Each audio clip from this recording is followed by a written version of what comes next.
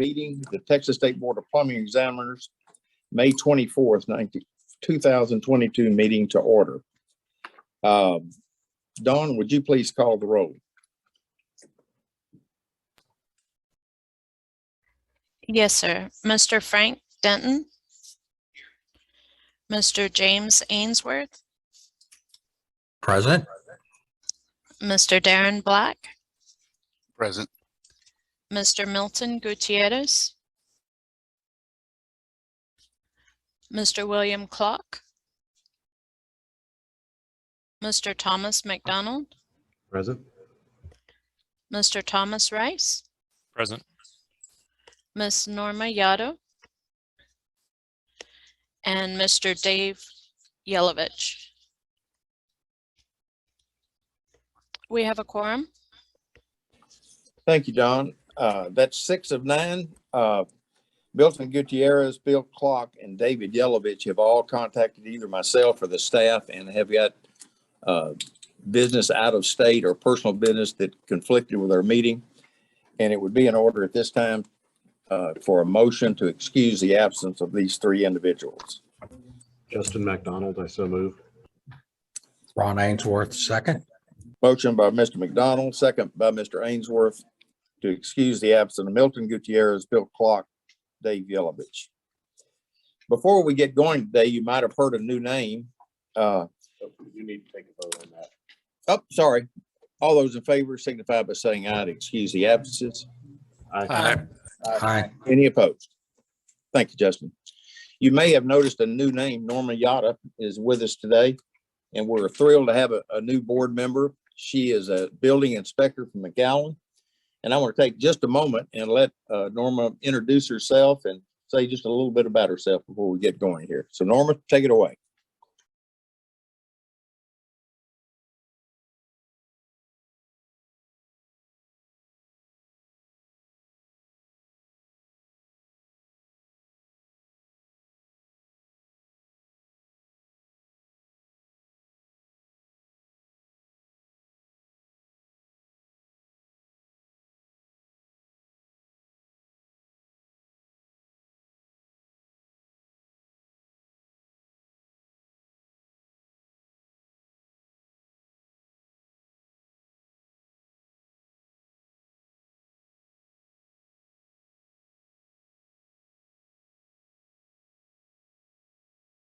Thank you, Norma. We're thrilled to have you. It's somewhat ironic that building inspectors are going to be one of the subjects on our agenda today that I anticipate we'll be talking about. Now we go. Our first, under item number 5, is Chairman's remarks concerning our town hall meetings, the House Bill 636 interim committee testimony. Lisa and I attended a hearing, Representative Symphonia Thompson's licensing and administrative procedure interim report concerning our implementation of House Bill 636. And I am happy to report, and I'll let Lisa also chime in when I get through, but I considered it an extremely successful meeting. It's one of the only meetings, House meetings that I've been to, that Lisa, I don't think we got fussed at one time about anything. And the good news is there wasn't a lot to fuss about, because I can say without hesitation that everything that is required of us in House Bill 636, all the items that were recommended by the Sunset Report of 2019 have been implemented. So we're there as far as what we were asked to do and what the mandates were under 636. Thanks in part to Lynn, Kevin, and Lisa. You have in your packet the material that we've distributed to the committee, and it's basically 10 bullet points of the accomplishments that we have had in the last 12 to 18 months. it pretty well covers the gamut. We had a great story to tell, and I was extremely pleased by the reception that we got.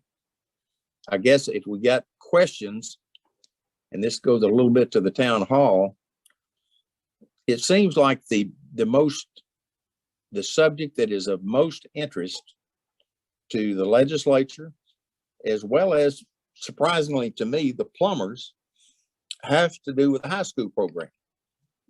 And it's very positively received. And I'm a little bit shocked because I anticipated a little bit of pushback from some of the plumbing companies. But I think that the plumbers and the plumbing companies recognize the demand and the need for new, fresh people getting into the industry. And they are very supportive of it. And I have to say, I'm pretty pleased that we have had, of course, Tyler, Texas, the Tyler Independent School District was kind of a driving force on this. They participated in 636 with Matt Schaefer to get this off the ground. And they already have, I believe they told me 35 or 40 students already signed up in their high school program that'll start this fall. We've had inquiries from Wichita Falls. We've had inquiries from San Antonio and various parts of the states from different high schools,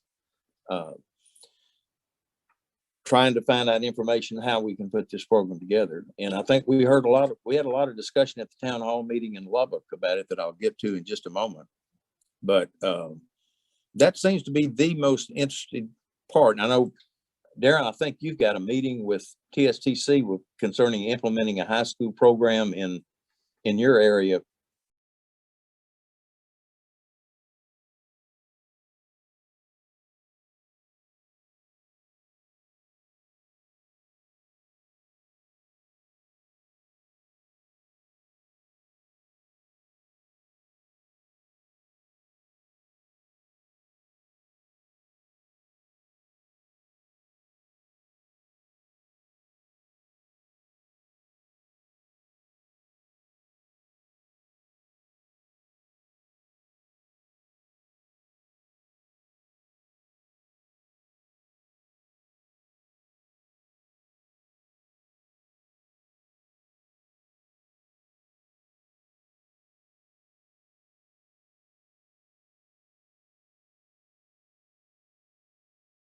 Three, 4, 5, 6 years, we're really going to see a ramp up of the number of plumbers entering the industry. I don't think there's any doubt about it.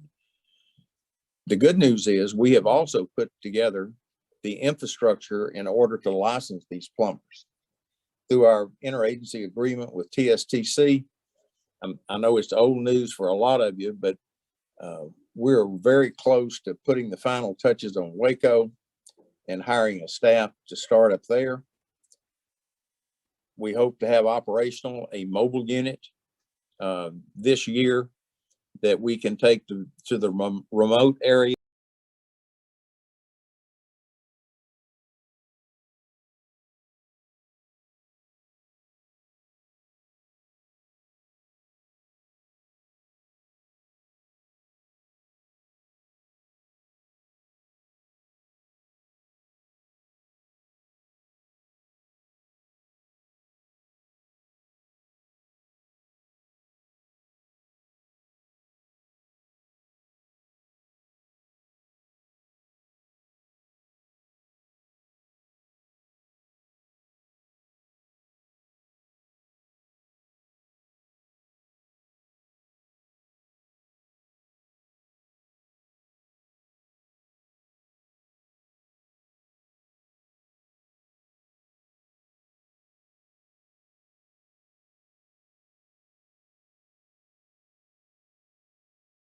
So that's where they should be spending their money.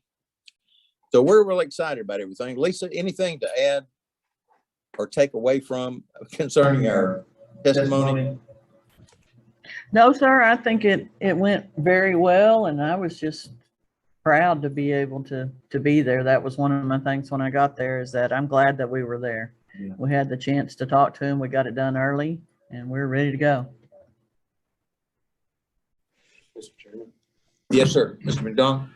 Just as it relates to the cost of putting together a high school program, I do want to point out there are some grants available through, I believe, Texas Workforce Commission, available to school districts and schools to be able to purchase the equipment and the materials they need to get one of these programs off the ground. So that might be a place for folks to look towards if it's cost prohibitive otherwise. As a matter of fact, 2 or 3 weeks ago, I'd asked Lynn to look into that. She had a short stint at the Workforce Commission, and she sent me an email of what it takes in order to obtain that. So, Lynn, if you would get that to Justin. Sure. And anyone who, and also to Darren, if there's any opportunity there for the school districts to tap into some funds, well, that would be welcome relief. So, Man, I'd like to hear about this. Sure. but just give it to the entire board, send it to the entire board if you would. Okay. So anyway, we're pretty excited about what's going on, and that's not even the most exciting thing. And I'm gonna let Lisa talk about the most exciting thing that's happened this week when we get to her report. But bottom line, we had a really, really good meeting. Let me switch over now to the Lubbock Town Hall meeting that we had. We had a good participation. It's still not as good as I had hoped it would be, but we had a good representation of plumbers, and we had some excellent questions. And thank you, Justin. Justin took some pretty detailed notes during the meeting. And I thought one of the things that I wanted to do is we had a lot of questions from the group. So Justin, if you and Darren would help me, let's kind of go through a synopsis of the questions that were asked. In particular, some of them we kind of struggled with answering that we weren't sure we had. So Justin, would you go ahead and go through that email that you sent? Sure. So yeah, as the chairman said, I took some notes while we were at the meeting. I let him talk, and I kind of just sat there and took notes. So,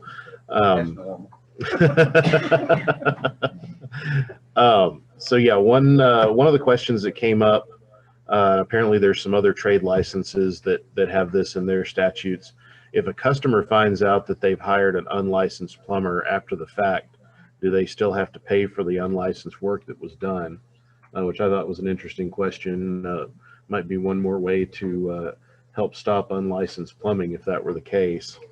One of the other items that came up is. Let me stop you there. Does anybody know? My guess is they have to pay for it. The downside, I don't know that. Lynn, why would you weigh in on? How would you answer that question? Probably gets complicated.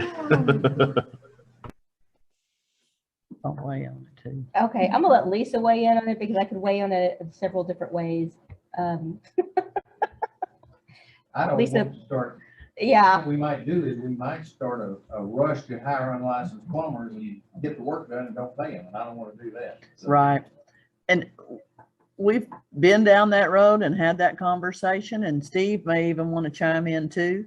But there's been many instances where we've gotten a complaint and they chose not to pay for the work once they figured out they were an unlicensed person.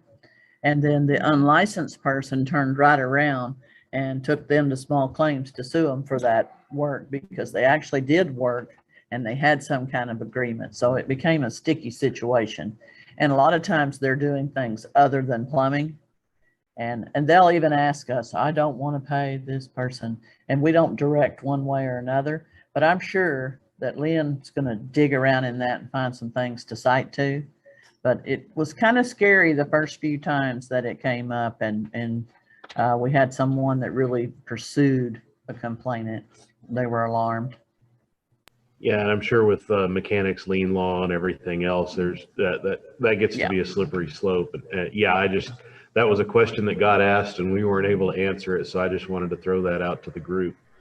It's The thing interesting. is, I don't think there is a yes or no answer on that question. I think every case is going to rise or fall. And I certainly don't advocate getting work done, whether it's by license or unlicensed, and not paying your bills. So, Yeah. so I'm certainly not for that. I think the important thing is the consumer need, and part of what we're going to talk about in a minute about unlicensed activity. we're going to have to educate the consumer more than what we're doing. Because if we were given the entire Department of Public Safety at our disposal, we couldn't police the state of Texas on unlicensed activity. We have got to think outside the box. And part of that, you mentioned Workforce Commission. I have a feeling that there's some partnership we can get in with public service announcements.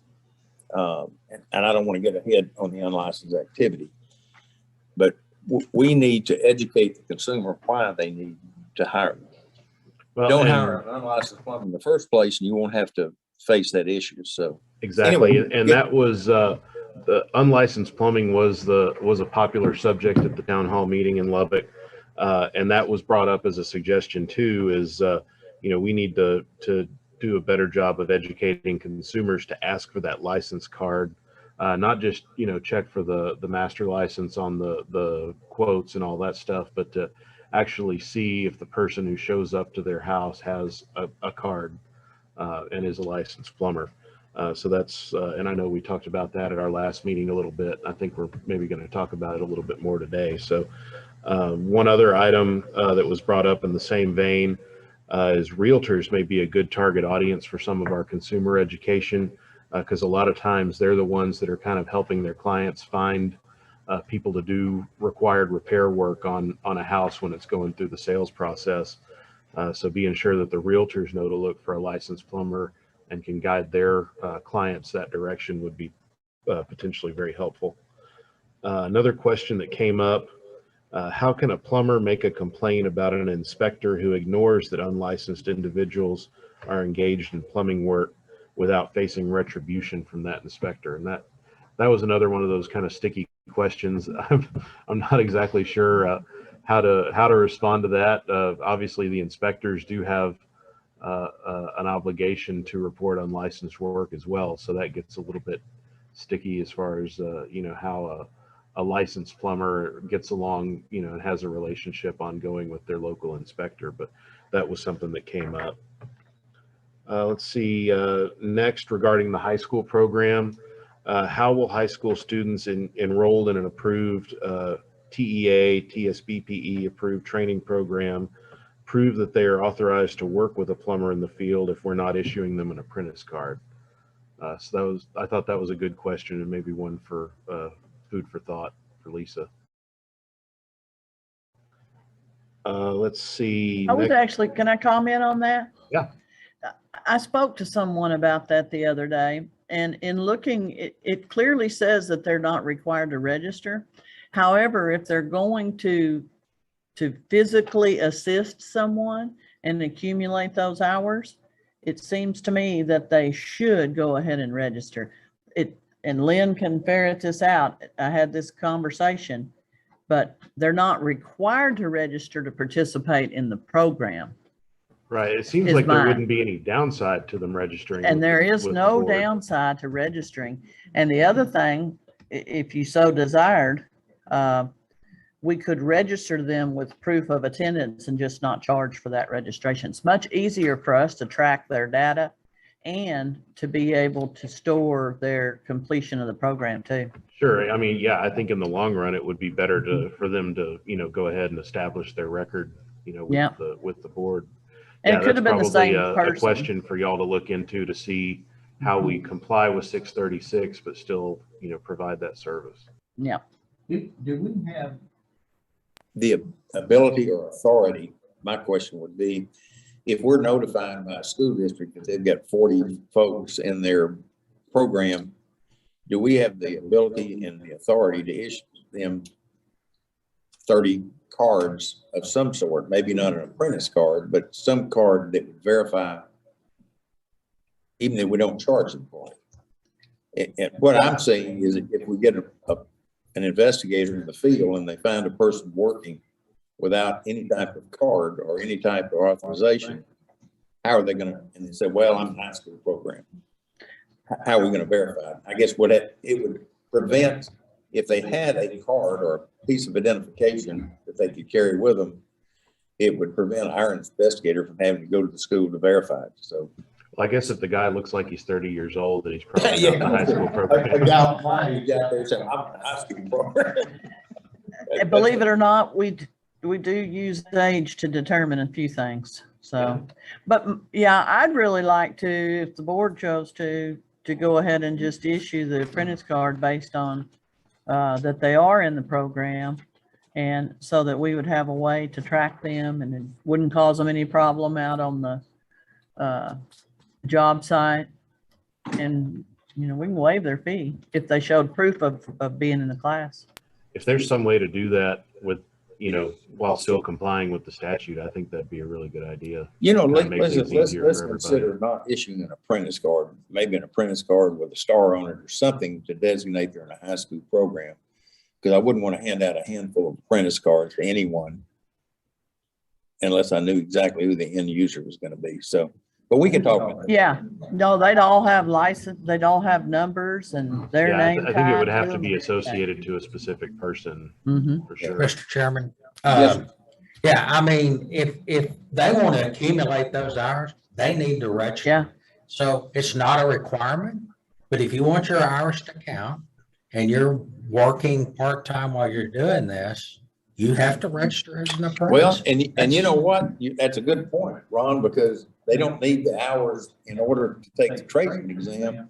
But if they're going to advance in the industry for journeyman, they need them. they could start accumulating those hours. So the reason I'm spending time on this, in every organization I've ever been in, the best ideas don't come from the boardroom, they come from the workplace floor. And this was a really good example of some of the plumbers there had some just really insightful questions and ideas. And that's a part of our strat plan. These not only are informing the plumbers, but it's informing our board. It's shaping the direction of our agency. So these town hall meetings are very beneficial. And I'm gonna let you finish, Jay, but I'm so pleased, Justin, that you took such good notes, because these are all great questions that we need to talk about. So. Yeah, no, I agree. It was a really good conversation. I mean, we ended up having, it was 90 minutes or 2 hours of Hours. you know, round table discussion, which I thought was really, really beneficial, both directions. And one other comment about that is if they're going in that program and we educate them through the school or whatever, that you need to sign up as an apprentice, then from the get-go, they understand the board rules. That's true. I'd like to add that in the Tyler Town Hall, there were discussions on the similar topic. In particular, there were two people there from school districts who had current programs, and there was a discussion that just because a school has a plumbing program, it may not meet the requirements of House Bill 636. That is a completely separate set of requirements that enables the person that attending that program to test for the tradesman. So maybe we need to look a little bit further into the nitty-gritty details of the TEA requirements to see maybe there is some sort of a documentation aspect of that curriculum that would enable them to have a card showing that they are part of that program.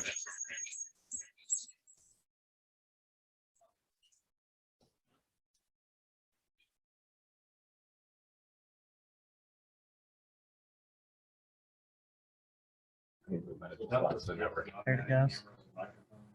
Yeah. I think we might have just lost the network. Hang on. Are you disconnected, Don? I'm connected. I'm good. You're connected. I'm connected. See, are we Wi-Fi. outside? There we go. Then one other comment back to the first thing. And can we hold on just a moment? Oh. Is everybody connected? Because I'm not seeing movement on my screen for Garrett, for Board Member Black, Chairman Denton, Board Member Yato. Are y'all, I'm seeing. okay, now I got it. Yeah. Okay, thank you. So the comment would be to the, whether, I don't want to rehash something we've already went over, but I don't think this board needs to be in the consumer business money transaction thing. We're here to regulate plumbing, not commerce.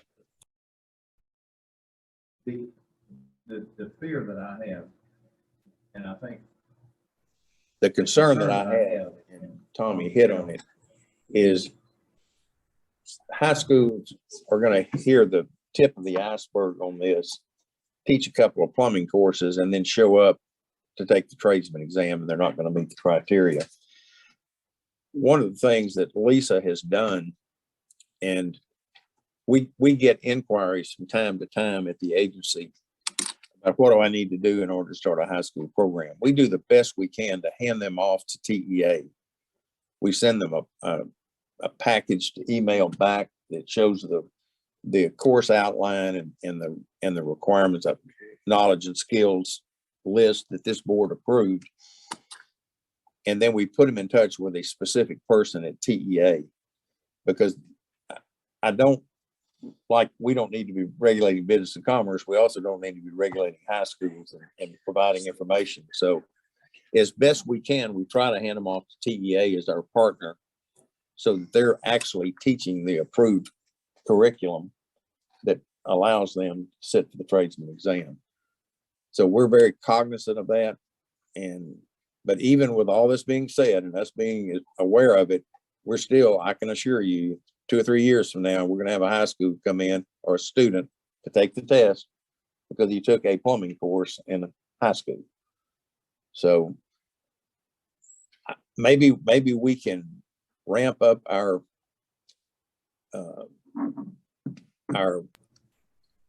relationship with TEA to where they might possibly put together a package and maybe even distribute it to these schools who are thinking about it in advance. But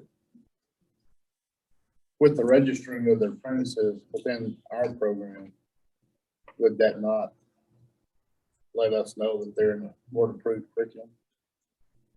I'm not sure I understand the question. Well, if they're registering an apprentice to be in a program, I don't think so, Darren. Not necessarily. If you're registered an apprentice, you're not necessarily in a program. in a program.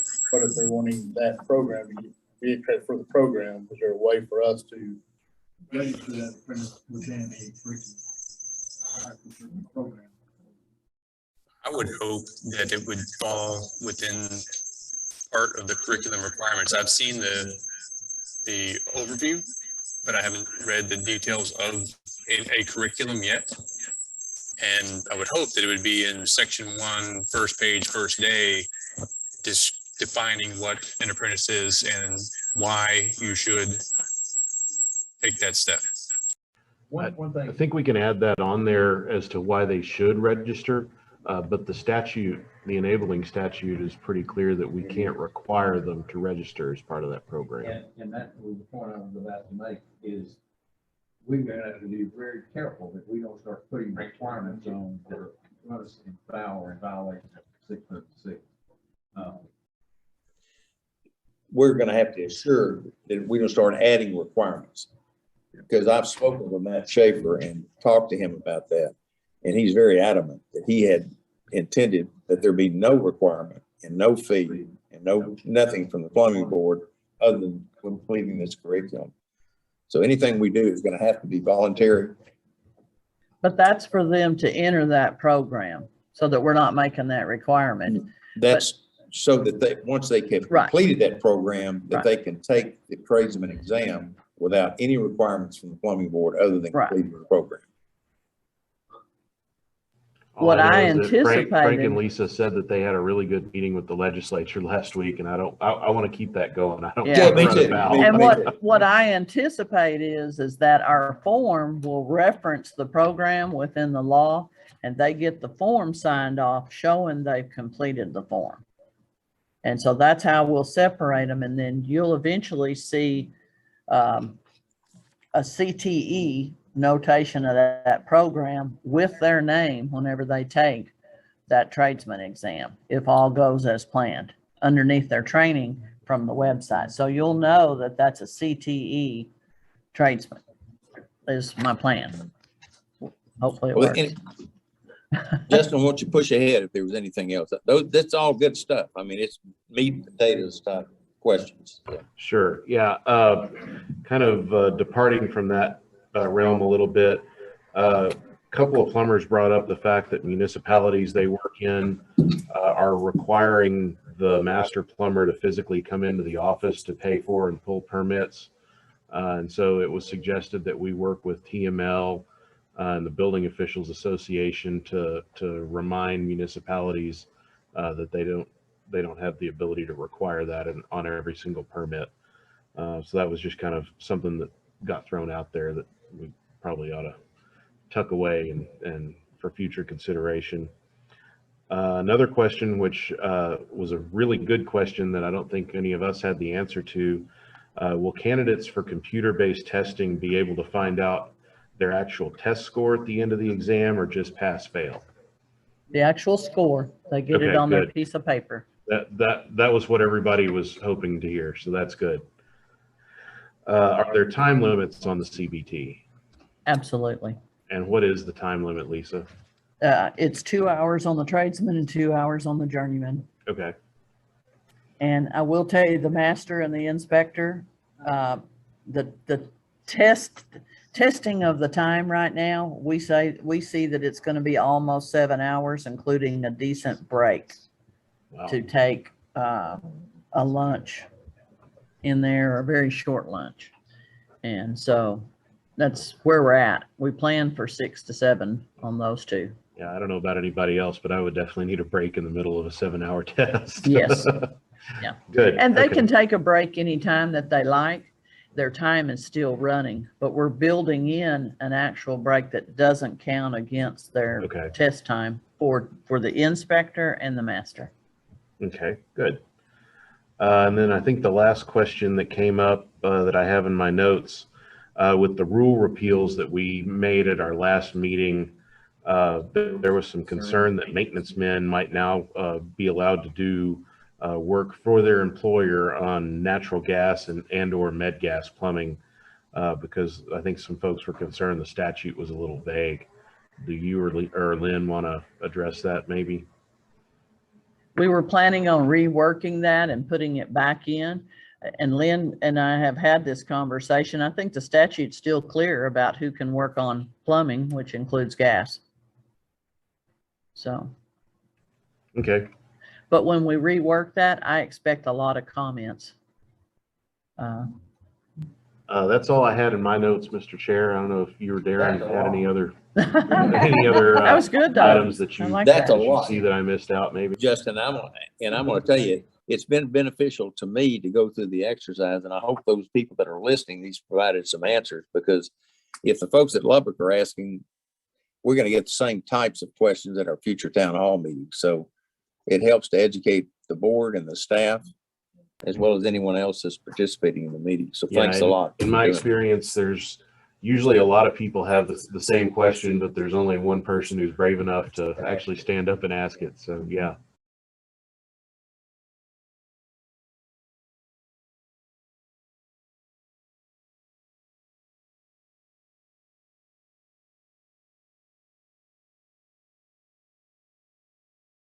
Okay.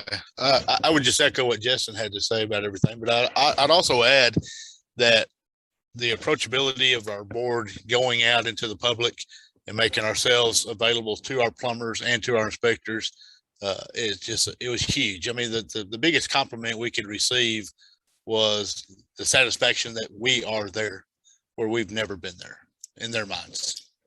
So. That is a good point, Darren. And I think it's worth mentioning, there was a good cross section of the industry there at the meeting. I mean, there were, some green apprentices that were there. There was a master with a 4-digit license number. There were inspectors. There's, kind of runs the gamut. So I think that was good.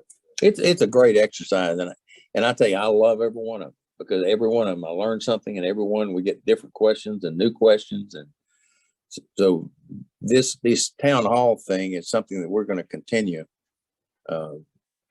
every month if we can schedule one. I think we'll talk about that in a little bit, but our next one is going to be in the Dallas-Fort Worth area. I just saw a question come across a volunteered location for did you get that, Dawn? We had a question or someone volunteering, PXCC volunteered there's facilities to do one in San Antonio. So we're going to keep them up, and it's working out really well. And thanks to the board members who have taken the time to attend these, because especially the plumbers, because plumbers want to talk to plumbers. They don't particularly want to talk to me. They would like to talk to another plumber. So thank you for your participation in these town halls, and we'll keep it up. Anything else about Lubbock or our situation with the legislature? Okay. Item number 6 on the agenda has to do with something, and I mentioned this at Lubbock, but I want to mention it to the board. It's strictly a discussion item only, that I want to get some feedback, especially from the plumbers on the board and our inspectors.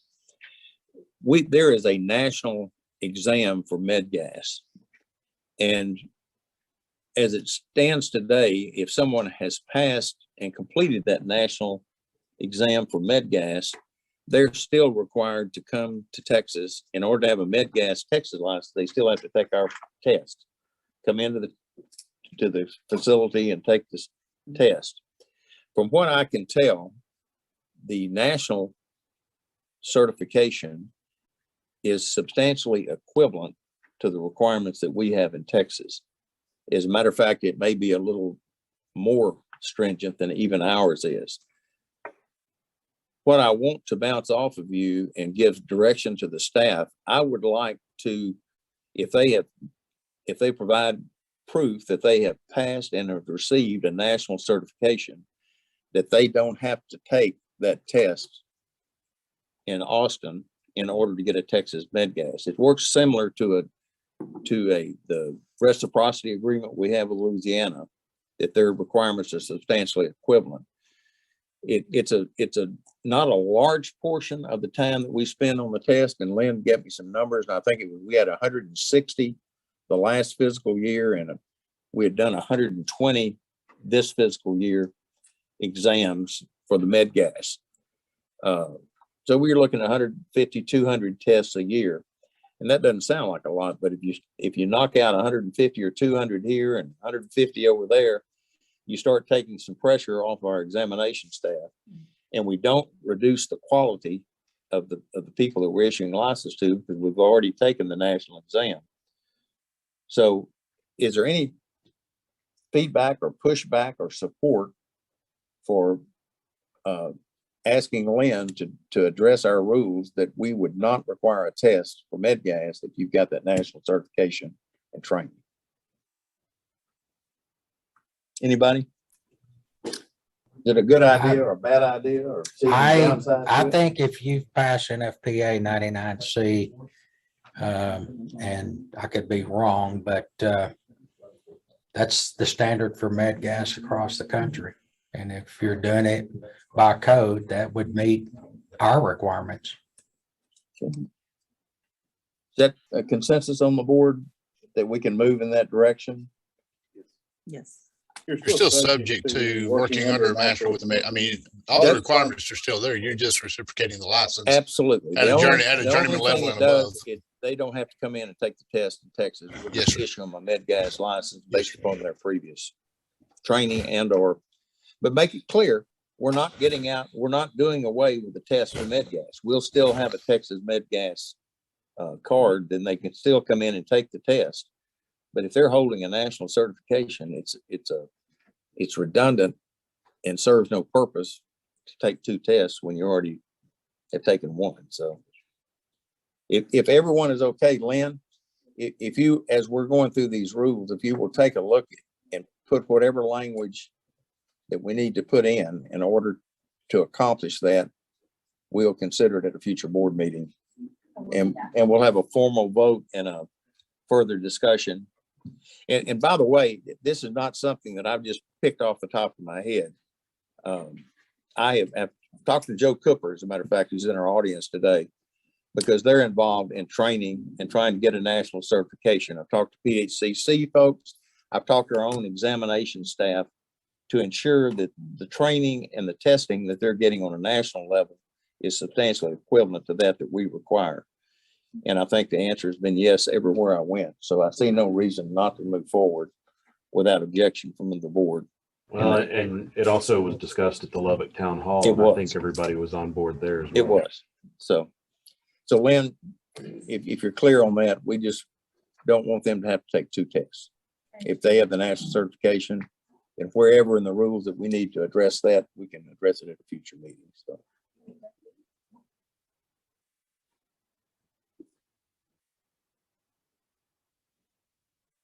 Any questions from the staff or board about that initiative? Okay. Item number 7, discussion of additional agency initiatives to deter unlicensed activity. This is the 2nd or 3rd meeting that we've talked about this. It was, as Justin and Darren have said, we had a lot of discussion of this in Lubbock. Some discussion in Tyler, maybe not quite as much as we did at Lubbock, but we are going to have to think outside the box. And Justin, do you want to take the lead on this of some areas that we have heard and are suggesting moving forward to address the unlicensed activity thing? Sure. I think it kind of comes down to a twofold discussion. One is being sure, as was mentioned at the Lubbock Town Hall, that inspectors that come across unlicensed activity are doing something about that and are actually, turning that in versus just kind of looking the other way or saying, yeah, go get a master to come back and sign off on this or whatever. If an inspector sees that an unlicensed person has done work either without pulling a permit or not having a contract in place or just not having a license, whatever, they do have the obligation to report that to the board. So I think that's one thing, and that one's obviously a little easier to address because we're talking about a much smaller audience of whom we all have their email addresses. I think the broader one that we've touched on already, and of course there's going to be some budget impact of this potentially and some staff time and board time, is trying to get the message out to the general public. I mentioned in the town hall report, getting in front of the realtors, getting in front of homeowners groups, that kind of thing, as well as maybe even a broader brush than that, to just educate the public that they need to be checking for that license. Certainly to be sure that there's a master overseeing the company and the work that's being done, but also being sure that whoever is actually doing the work at the house or the place of business is also properly licensed and being properly supervised. So I think that's a much broader issue. And I know that you've mentioned, or I think we've talked about it offline, getting a department Facebook page up and maybe hitting social media a little more, which is certainly a lower budget impact. But I think there's a lot of different ways we can do that to start getting that word out to the consumers. I am convinced that I'm absolutely 100% convinced that we are not going to significantly address this problem with only using enforcement. Enforcement's a tool that we're going to continue to use and ramp it up to the extent that we can, but we're going to have to really get aggressive in public education. And we can do things off the cuff. Interesting situation a Saturday or two ago, about a month ago, there's a radio talk show that's a homeowner thing, and it's conducted by a plumber. And I called in on the radio to remind his listeners to be sure that when they're selecting somebody to do the work, that they're properly licensed, and specifically plumbers. Because if you have an unlicensed plumber, there is no recourse for the consumer. So we can do things individually also whenever we get the opportunity to do it. What was interesting about this was a Houston radio show. And when I came to the office a week later, Steve, our director of enforcement, was in Wichita Falls, and he said, "I heard you on the radio." So there are a lot that we can do that don't cost us any money to create an awareness among consumers of the importance of getting a license. And I'll tell you, the licensed plumbers themselves can really help us a lot and help themselves.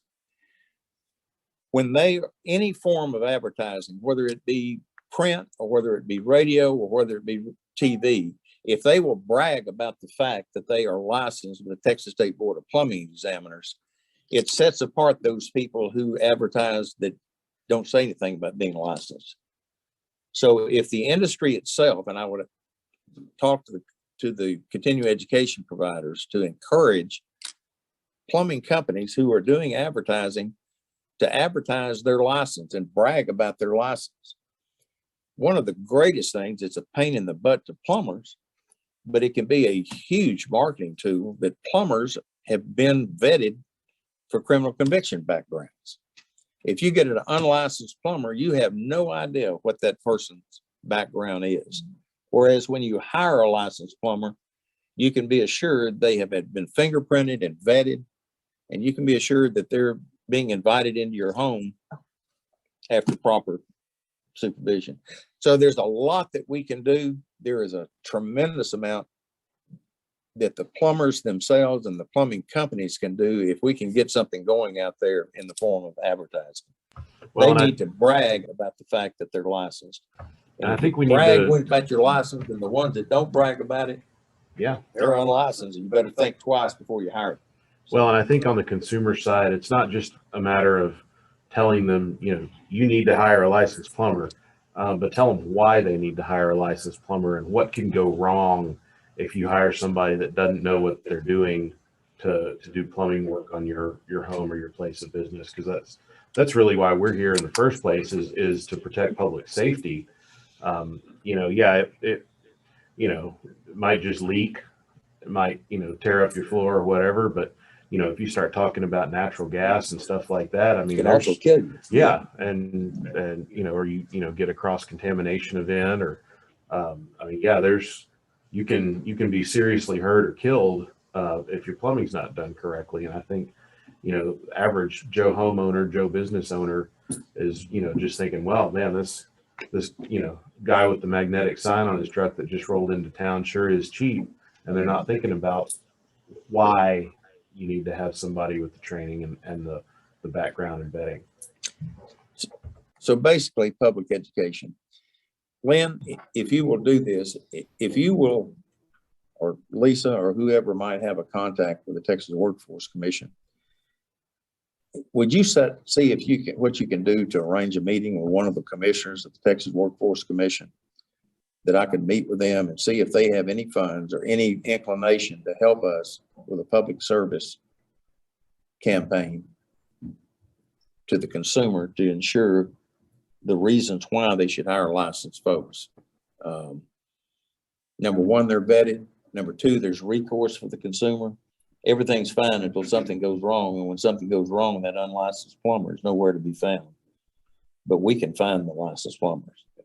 And I'll tell you, plumbers work really, really hard to get those licenses and keep those licenses and take continuing education. And they take pride in it. So you can be assured that a job will be done well if you hire a licensed plumber, and they won't cut any corners. Lisa, it looked like you had something to say. Oh, I've always got something, but but I wanted to add is we have a real good relationship with the Real Estate Commission and talking to different staff members, and you hit on something, both of you hit on the Real Estate Commission. I think they'd be a great place to tie to maybe get a public service announcement. And Kevin and I have been working on coming up with something with the licenses and the scope and making it more consumer friendly. But when we got the education and outreach program, that in the pandemic, that was part of the plan. And as we get more people out, I'd like to see us be able to go back to the community fair type things. We used to do those a lot, and people just have questions, just homeowners walk by. But we've got a great show and tell on a water heater. We also have our backflow show and tell. But we have other things that go with that water heater as well that a consumer can really relate to. And just those few things sitting out there, it will spawn enormous conversations at a fair. And hopefully, as we can build some staff back up and keep some staff, we can go and do some of those things. And they might be just right up his alley too to go. But I think unless someone's got a better idea, the Lord knows we need better ideas. I think that, I don't know that we're ever gonna solve.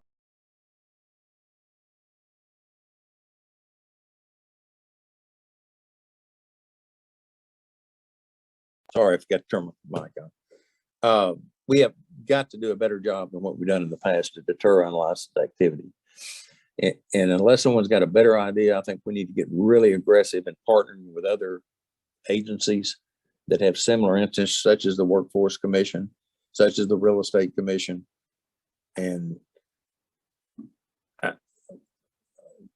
Norma, I don't want to put you on the spot on your first meeting, but one of the things that we get asked at the town hall meetings, well, why don't the inspectors check licenses? And I know what you're going to say, you know, we got a lot of things to do, and unlicensed activity is not one that's at the top of our list, but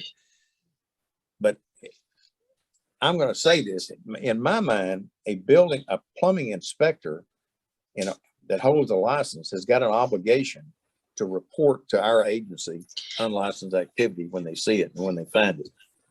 Lisa had talked about putting together some forms or some documents that'll make it easier for the plumbing inspector to do that. And you want to weigh in? Yes, let me weigh in. Defend yourself. Well, sometimes, it is challenging for us. By the time they call in an inspection, the workers are not at the job site. So this is something that we need to do on a patrolling. We recently, and with the industry being right now that everybody is suffering with employment, we're trying to build up our personnel so we can have at least one person that is going to be doing the policing. Most of the inspections that we do, by the time, like I mentioned, we do get to the job site, there's nobody at the job site. So that is a challenge that we face. However, when we do see a vehicle, do painting, do tiling, sometimes the inspector will follow to see where they end up. And that's how sometimes we do our enforcement. A lot of our enforcement comes in, and this is more complaint driven from the homeowners that do visit us after they already hired somebody and then the job wasn't done to code. That's how we get the majority, our enforcement. But going back to what the discussion was, I know about social media now, that's a community, a platform right now that there's a lot of apps per se next door. If we could do some type of PA, I know that we monitor it as a city employee. We tend to monitor them and join these communities. And they'll ask a question. Hey, does anybody, know I need a job for a sprinkler system or to replace a water heater? Do you know anybody, that can do the job? So we'll answer. We'll say, oh, you might want to contact the inspections department, and this is the number, and give them the address. But there's also advertisement in those apps, and perhaps maybe even for us to have like a 311 app where they can report to the board when there is illegal activity being done. I know that on a daily basis, I do get licensed plumbers visiting the office and, turning in or semi-turning in somebody that's doing work without a license. However, they don't want to come forward. They don't want to give their name. So maybe like a 311 app would be ideal, where they can turn in and then we just follow up. I totally understand and agree with what you're saying. But the fact of the matter is, this agency has got 9 investigators covering 30 million people in the state of Texas. And what we need is support and help in actually doing a little legwork for us so that we can go after unlicensed activity. And one of the things that we talked about is, number one, unless I'm mistaken, I think that a building inspector is obligated under their license in order to report unlicensed activity. And if we can get some fill in the blanks complaint forms, that some of the documentation that we need is in there, and we don't just have a anonymous call that Frank's running a plumbing company out of his pickup truck, go get him. I mean, we need some evidence and some documentation. So Lisa, would you follow up on that, and let's develop something that we can provide to inspectors where it's a fill in the blank and send it in, and we can take action if we've got some documentation.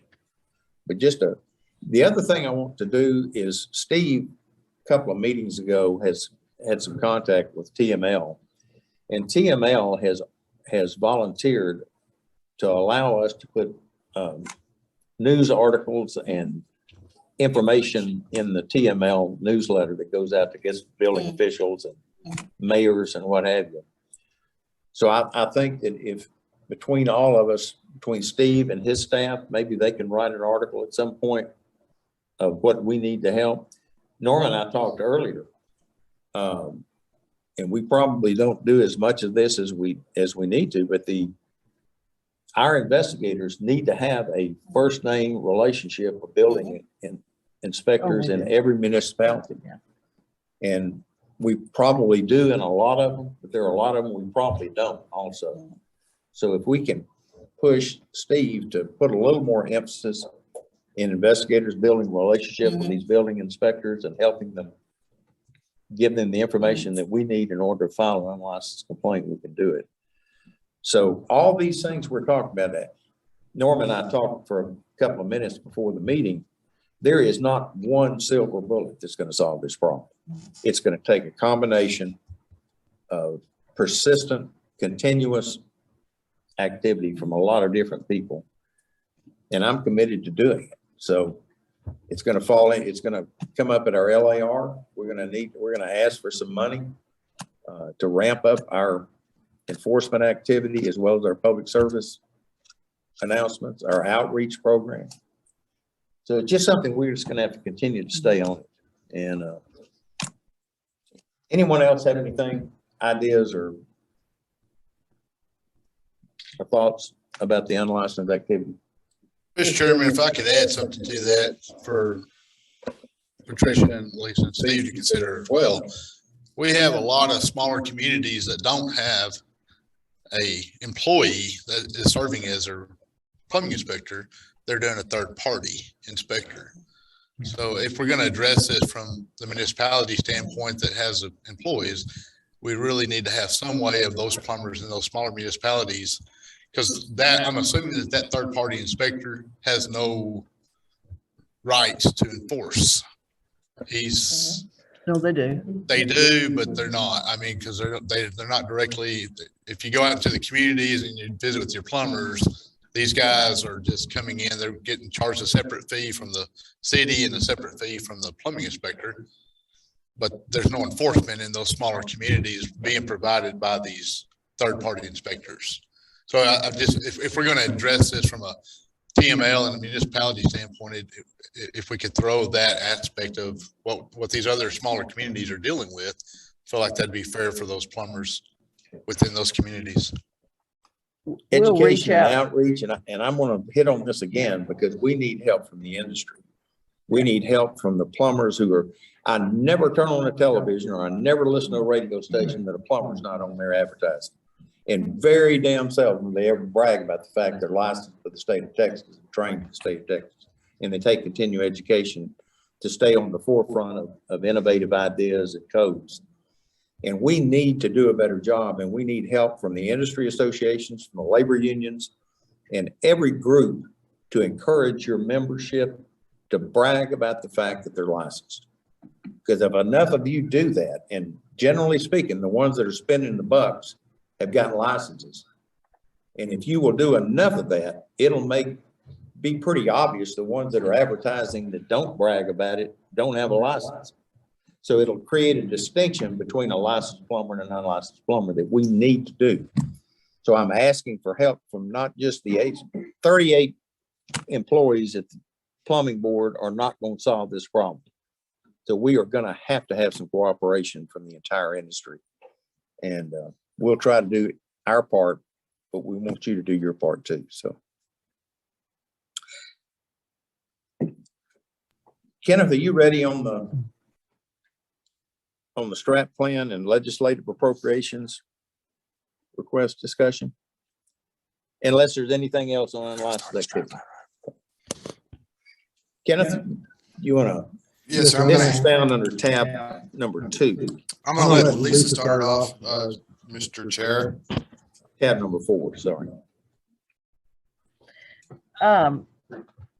If I may, I wanted to talk a little bit about some of the things that we're going to need in our strategic planning, the things that we've been working on this last year, but we know that we're not able to get now, but we can get in the future, which obviously is the planning portion.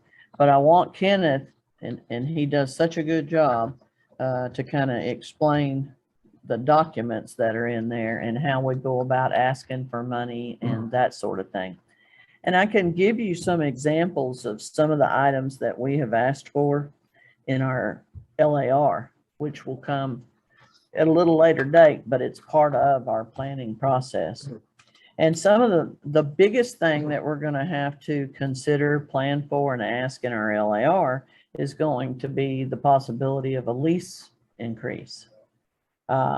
We're also wanting to ask for some additional money to use for translation purposes, to put on and we'll contract with someone and they're going to translate various documents that we have.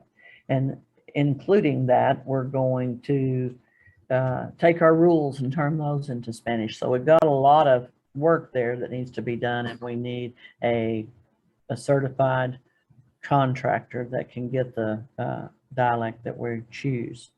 Lisa, and I think the most important having to do with the translation, we continue to get complaints about the test and the examination being in Castilian. And we are going to have to find someone who can put that in Spanish that people can understand here in Texas.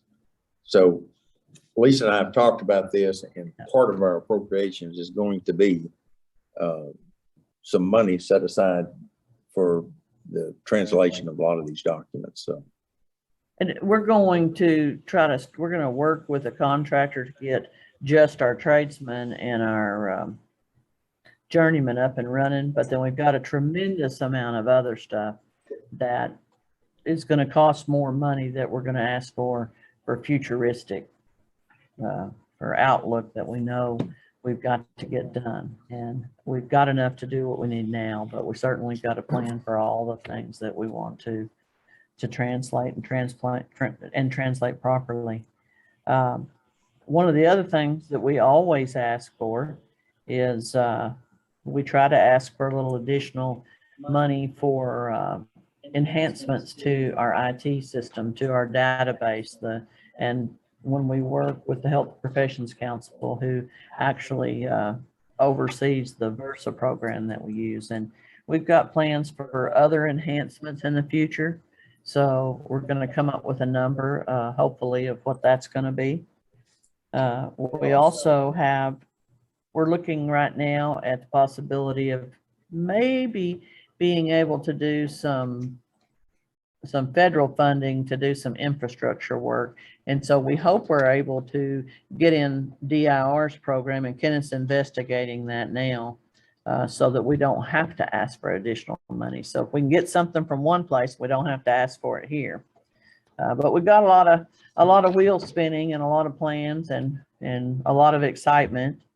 So, and certainly we're going to need input and thought too as we move forward. Our strategic plan is going to have a new beautiful cover, compliments of Kevin. Kevin, you got that done yesterday, I think.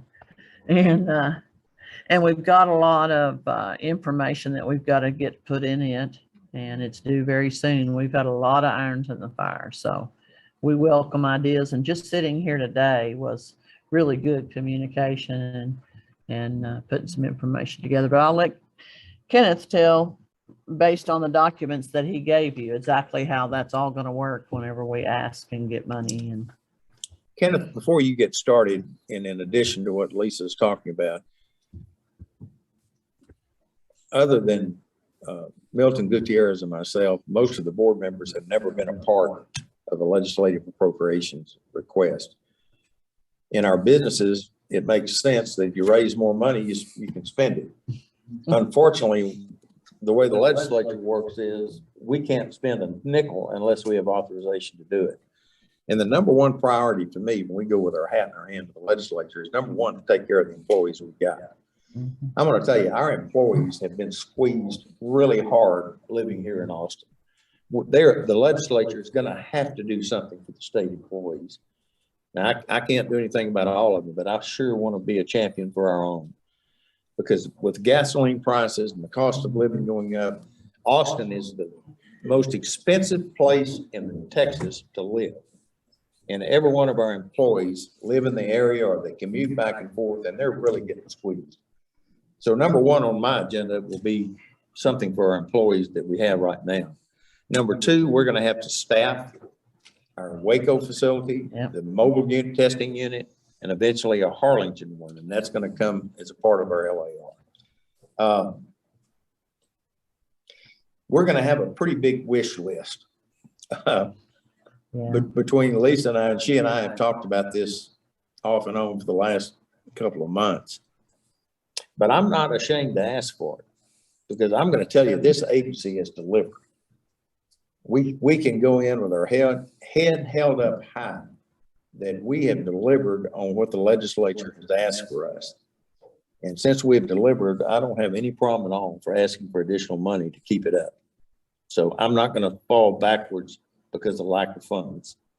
And if they want us to do something, then they're going to have to fund us appropriately. So I'm not embarrassed to ask for it. And last year, we got 100% of every penny we asked for. I don't know if that's going to happen this year, because we're going to ask for a hell of a lot more than what we asked for last year. But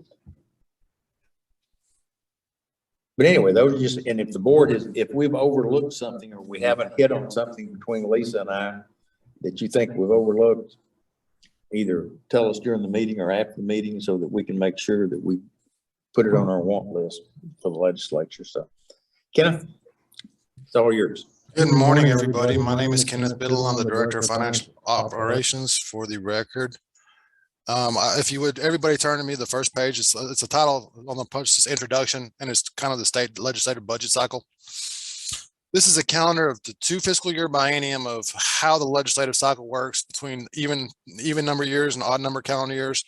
So if you look down at the bottom of this picture, you'll see, go down to about 6 o'clock on your count. If you're looking at a clock, look at about 6 o'clock on this diagram I've got there. That's where we are right now, between 5 and 6 o'clock, May or June of the even number calendar years. So we're in the base reconciliation where we submit our base funding for the current biennium to the legislature, and they give us a base general revenue number to start with. We're in the strategic planning cycle where we submit a plan to the legislature and governor of what our plan is for the next 5 years. And then from that step, we start moving into the legislative appropriation request. And we're really, what we need the guidance for the board on is, what is it the board wants to ask for in excess of our base number? So what are our exceptional items? What are our priorities of those items? You have to rank those priorities from 1 to however many. And then also keeping in mind, this is not a science, it's an art. It's kind of trying to read the legislature, understanding where we are economically when the comptroller releases his biennial revenue estimate of the estimated revenues for the upcoming biennium, and trying to put all that together to figure out how you want to go to the legislature, ask for money without looking like you're asking for everything that you may or may not need. And so it's kind of an art, not a science. So again, what we need the board to do is help provide guidance on the exceptional items we want to ask for the FY 24 and 25 biennium for our exceptional items, and prioritizing those of what's most important to what's least important, and what's the impact of the agency if we don't get those items. The next page, as I talked about a minute ago, was our base reconciliation. This kind of sets the entire tone for everything we do going forward. This is where the legislature, and we kind of figure out, this is your base funding. This is where you start. This is what your legislative appropriation request is based on. This is how you are currently funded, and anything you have, anything that you need above and beyond this number is what you need to ask for an exceptional item. So you can kind of flip those first 4 pages. If you have any questions about them, just come talk to me. Realistically, this is just kind of what I prepared to come up with the base number. The last page of this right now is what I anticipate our biennial number for FY24 and 25 is going to be. For general revenue, it's going to be about $2.9 million per year. And we've got some additional appropriated receipts that we use for conferences and seminars. So in excess, what we're trying to do now is we're trying to figure out what we're going to do in excess of that $2.9 million per year that we need to go and ask the legislature for the next biennium. For example, during the last biennium, as part of our legislative appropriation request, we asked for $15,000 for IT enhancements. We asked for $60,000 for vehicle replacement. And then we asked for an additional $25,000 each year, $50,000 for the biennium for compensation to retain staff. So those are kind of gives you an idea of what we asked for the last legislative cycle, so that you kind of have an idea what we're asking for. And then all the additional items the board chair discussed, and making sure we put those in a nice package. Again, prioritizing by what's most important, the least important of those items. We have 42 FTEs. So another thing to consider where we ask for additional money is our FTEs. Do we have enough FTEs, full-time equivalents, to do what we need to do as an agency moving forward? What's the plan? What do we want to do? What do we want to ask for moving forward to ensure we have the personnel in place to be able to meet our mission going forward? As of right now, looking at that $2.9 million, about $2.2 million of that money right now is dedicated to staff salary we currently have. So that leaves us about $720,000 to $730,000 for other operations, including supplies for our exam center and our facilities here, travel, board travel, staff travel, enforcement travel, and our enforcement, maintaining our vehicles and all those things. So we have a pretty tight budget right now between salaries and maintaining our operations as we do, paying our utility bill, paying our rent for this facility. We spend approximately 100% of everything we get without the ability to do a lot of extra things. If you want to go back to that first page again, what we're preparing to do is we're preparing to get ready for 9 o'clock on that same schedule. That's when legislative session starts. We'll get a biennial revenue estimate from the comptroller. We'll start moving forward with the legislative hearings, Senate Finance, House Appropriations. So everything we're doing right now is to prepare for January of FY 2023. So we can start having those discussions with legislatures, and we can start doing our meetings with the legislative councils and groups to discuss what our budget is, discuss our exceptional items, and determine if through the process, if there's anything we want to do additionally that we request additional money for, or if there's anything the legislative members want us to do that they submit those bills for. We kind of go through session, and then it goes through about 11 to 11:30 on the same chart, where last day of session, we get our bill pattern and we know what it is we're going to be appropriated for the upcoming biennium for 24-25. And that's pretty much it for the legislative cycle. And then we start all over again and get to do it all again in 2 years.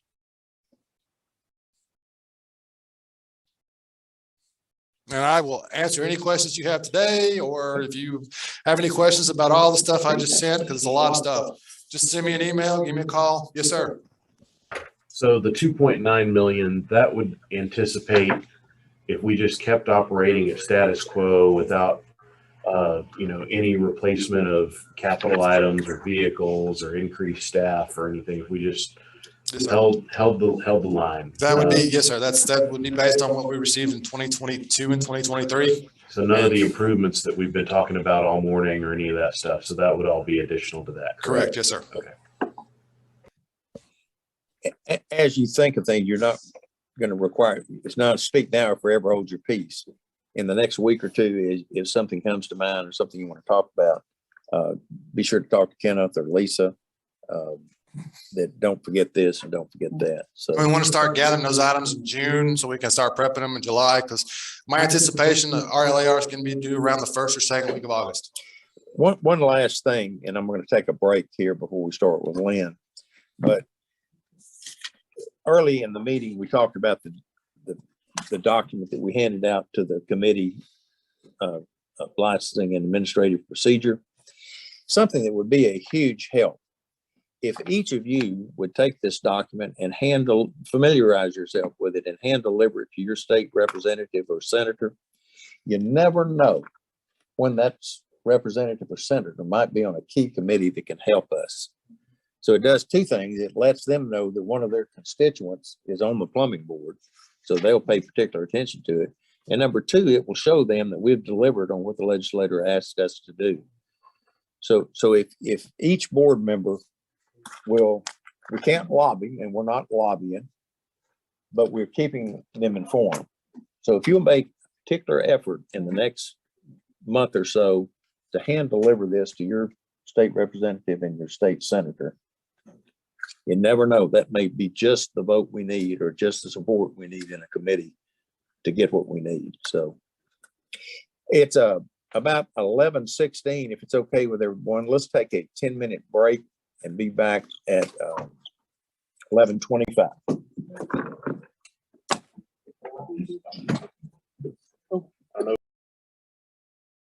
So we're going to, if it's all right with everyone, we're going to break for lunch, and let's break until 10 after 12. That gives us about 45 minutes. Thank you, Mr. Mata, Mr. Ainsworth, and I bought lunch for everyone. So everyone that's here is invited to lunch. So, okay, so we will be recessed until 10 after 12.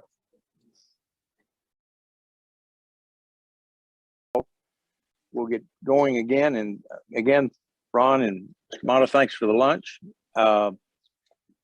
I want to introduce a couple of people that slipped in during the noon hour here. Board members, you'll remember Vina Mohan is sitting on the front row here, is with the Attorney General's office. But we also have the Division Chief, Liz Brown, 4A. Is that right? 4A? 4. Okay. I was trying to make something fancy out of it. And then Samantha Chaco. Is that right? I'm a little concerned that you brought reinforcements. We're not that big of renegades that we would need 3 representatives from the Attorney General's office over here. So it's not me. It must be you guys that are the problem. So anyway, welcome. And we're really happy to have you with us today. We're down to item number 9 on our agenda. And Lynn, if you will kind of take it from here with items number 9, 10, and 11, which are our rule proposals this time. Yes, this is Lynn Latone, General Counsel. Can y'all hear me? Great. Well, thank you very much. And I'm happy the AG's office is here. I tried to steal their intern. So Samantha, just see me after the meeting, okay? Again, Lynn Latome, General Counsel. I will be addressing item 9, 10, 11 in the agenda.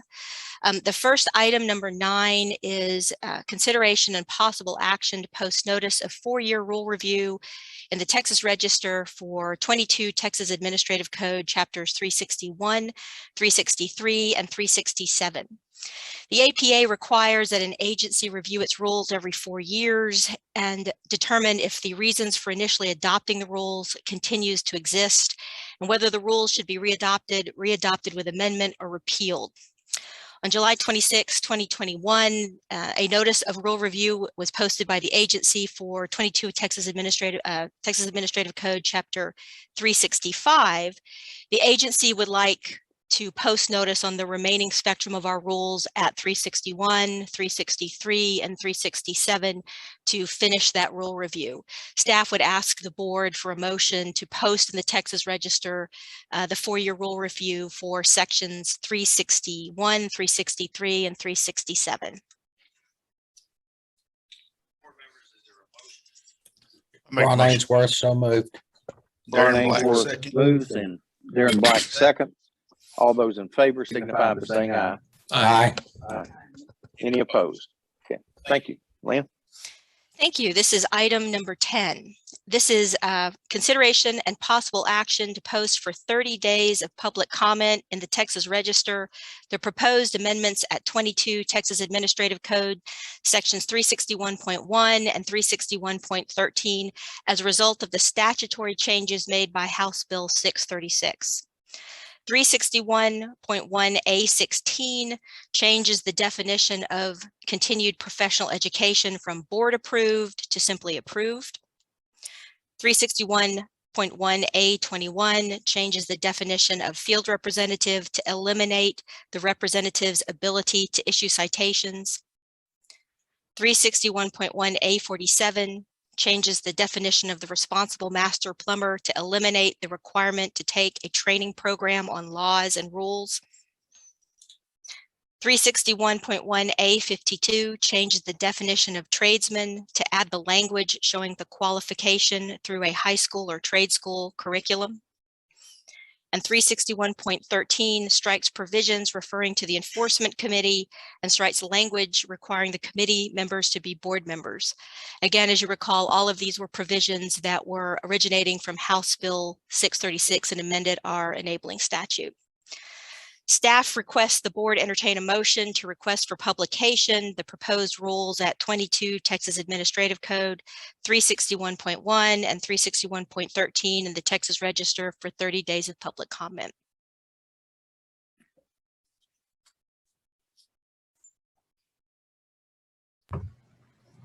Justin McDonald, I'll make a motion to that effect.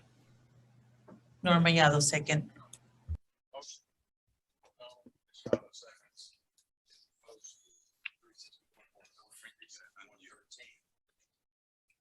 In the Texas Register for the required period of time. And just to remind the board members, this will be posted for 30 days. We'll get public comment during that period of time. And then at a future board meeting, they'll come back to us. We'll formally adopt them. So this is just both of these items are just the initial posting period. And after we receive comments and make appropriate revisions to it, it'll come back to us for formal adoption at some point in time. All those in favor signify by saying aye. Aye. Any opposed? Okay. Thank you, Lynn. Thank you. And may I add to that, while we post in the Texas Register for 30 days of public comment, we'll be soliciting that comment. They will provide it to our web address where we will account for it, bring it back to the board for their consideration. At the same time, we will also be sending our rules to the Governor's Office of Regulatory Compliance for their review and seek their approval on any adoptions that we put forward. Lynn, before you go forward, also let me mention that Lynn scrambled around and got these ready for us so that we could put on our agenda so that we could announce at the hearing that Lisa and I attended at House Licensing and Administrative Procedure that we had completed the requirements of 636. So most of these, don't assume that we're never going to look at these again, because we will be coming back to both 361 and 365 again at a future date with some more revisions. But what these basically do is bring us into compliance with 636, the requirements under 636. So it's a first step, and hopefully it'll provide some clarification to folks about on the continuing education portion of it, where we are right now. So very good. Thank you. Ahead. Thank you. All right, and I apologize, I should have said this earlier. In your commission meeting material, I provided y'all red line drafts, and on top of that, I have also provided you a board meeting document summary, which gives you the Cliffs Notes version of the rules. If there's anything you'd like different in that product for future board meetings, I'm happy to give it to you. But it gives you the highlights of what the rule changes are and a possible motion at the end of that document. And basically, my presentation is based off the highlights of that. Item number 11 is the consideration and possible action to post for 30 days of public comment in the Texas Register the proposed rules at 22 Texas Administrative Code 365 as a result of statutory changes made by House Bill 636, four-year rule review, and changes identified by the agency under the board's Plain Talk initiative implemented to make the rules easier to understand and enforce. These simplification efforts before you today largely include stripping out unnecessary language and internal references to law and statute. This allows the rules to stay current regardless of the changes to the reference laws or rules. The proposed rules were shared with the attendees of the education providers annual meeting in April hosted by the board. And if you'll look to the first rule amendment, we have 365.1, 0.5, and 0.7. These simply eliminate unnecessary language and references to reword the renewal provision to make it easier to read. 365.8 consolidates subsection D into A to show a licensee or registrant must inform the board of a change of physical address and a legal name. It also makes a new requirement to the board that they be notified of a change in email address. 365.14 changes the rule heading to continued professional education and training requirements and adds as applicable to subsection D to clarify that continuing education and training can be taken in person, via correspondence, or virtually. 365.15 eliminates references to publishers of course material as the board earlier repealed regulation of publishers. Further language is eliminated to streamline the rule and clarify that the executive director will approve continuing education. And lastly, a clarification in C shows course material is approved for 2 years from their stated effective date or the date which they are approved, whichever is later. 365.19 and 20 are going to look familiar to you. These were previously recommended by the board for publication in the Texas Register. The postings on these rules expired after the Governor's Office of Regulatory Compliance requested the completion of the full suite of rules at 365 and withheld or reserved approval of the rules until they got to see all of the rules in context, which is what we're providing for them now. So to refresh your memory, the changes in 365.19 eliminate reference to board approval for courses and instructors. It eliminates overly prescriptive rules regarding class format, delivery, and size as recommended by the Sunset Commission. It requires class segments be at least 1 hour in length. It allows providers to incorporate materials or presentation by manufacturing vendors in classes or training, but states that only educational portions will be given credit. It requires a provider to offer a refund or reschedule a course if canceled. And it requires a provider to furnish a certificate of completion to the student within 3 business days of course completion. 365 sets the minimum qualifications for instructors for continuing education, eliminates overly prescriptive language as recommended by the Sunset Commission, and facilitates approval by the executive director. The next rule amendment is proposed at 365.21.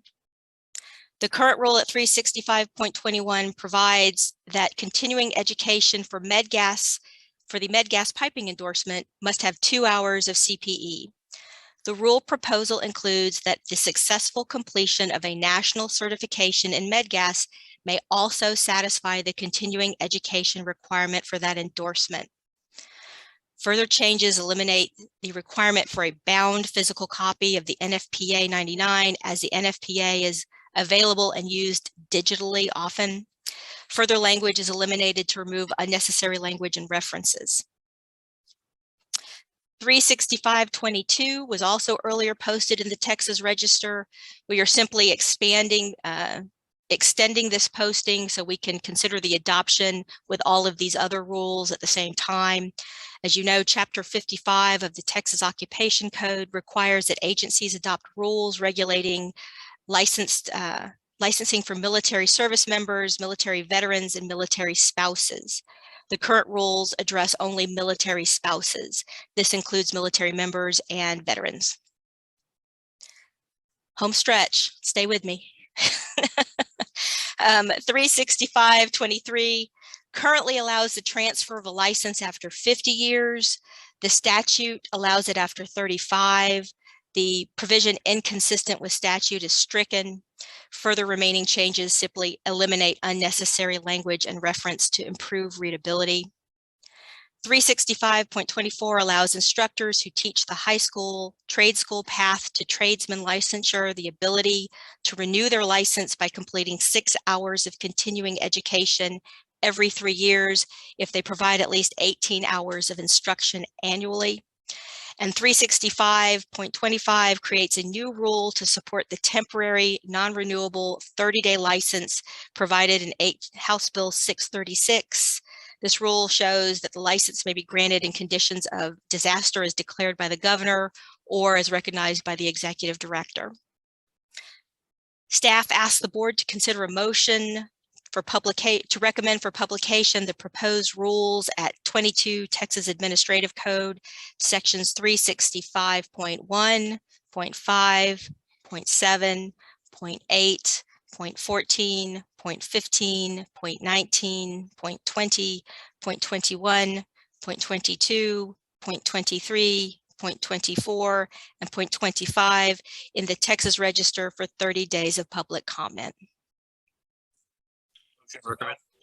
It is. Board members, are there any questions before we have a motion? I have one. The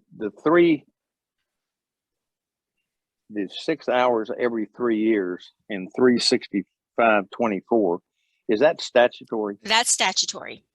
Okay. Because so what are they exempt from? The annual 6 hour, and they move it to 6 years, 3 years, is Yes. that correct? Yes, and the only thing the rule provision makes in addition to the statute is that it asks that those individuals have at least 18 hours of instruction time annually. We didn't want to have the drive-by lunch presentation receiving credit for that. Right. Yes, sir, Mr. McDonald. I had a question on point 25, the 30-day non-renewable emergency license. Is 30 days enough on that in a disaster, or are we limited by statute to only doing 30? That's a very good question. We are limited by statute to the 30 days. It's 30-day license and it is non-renewable. Okay.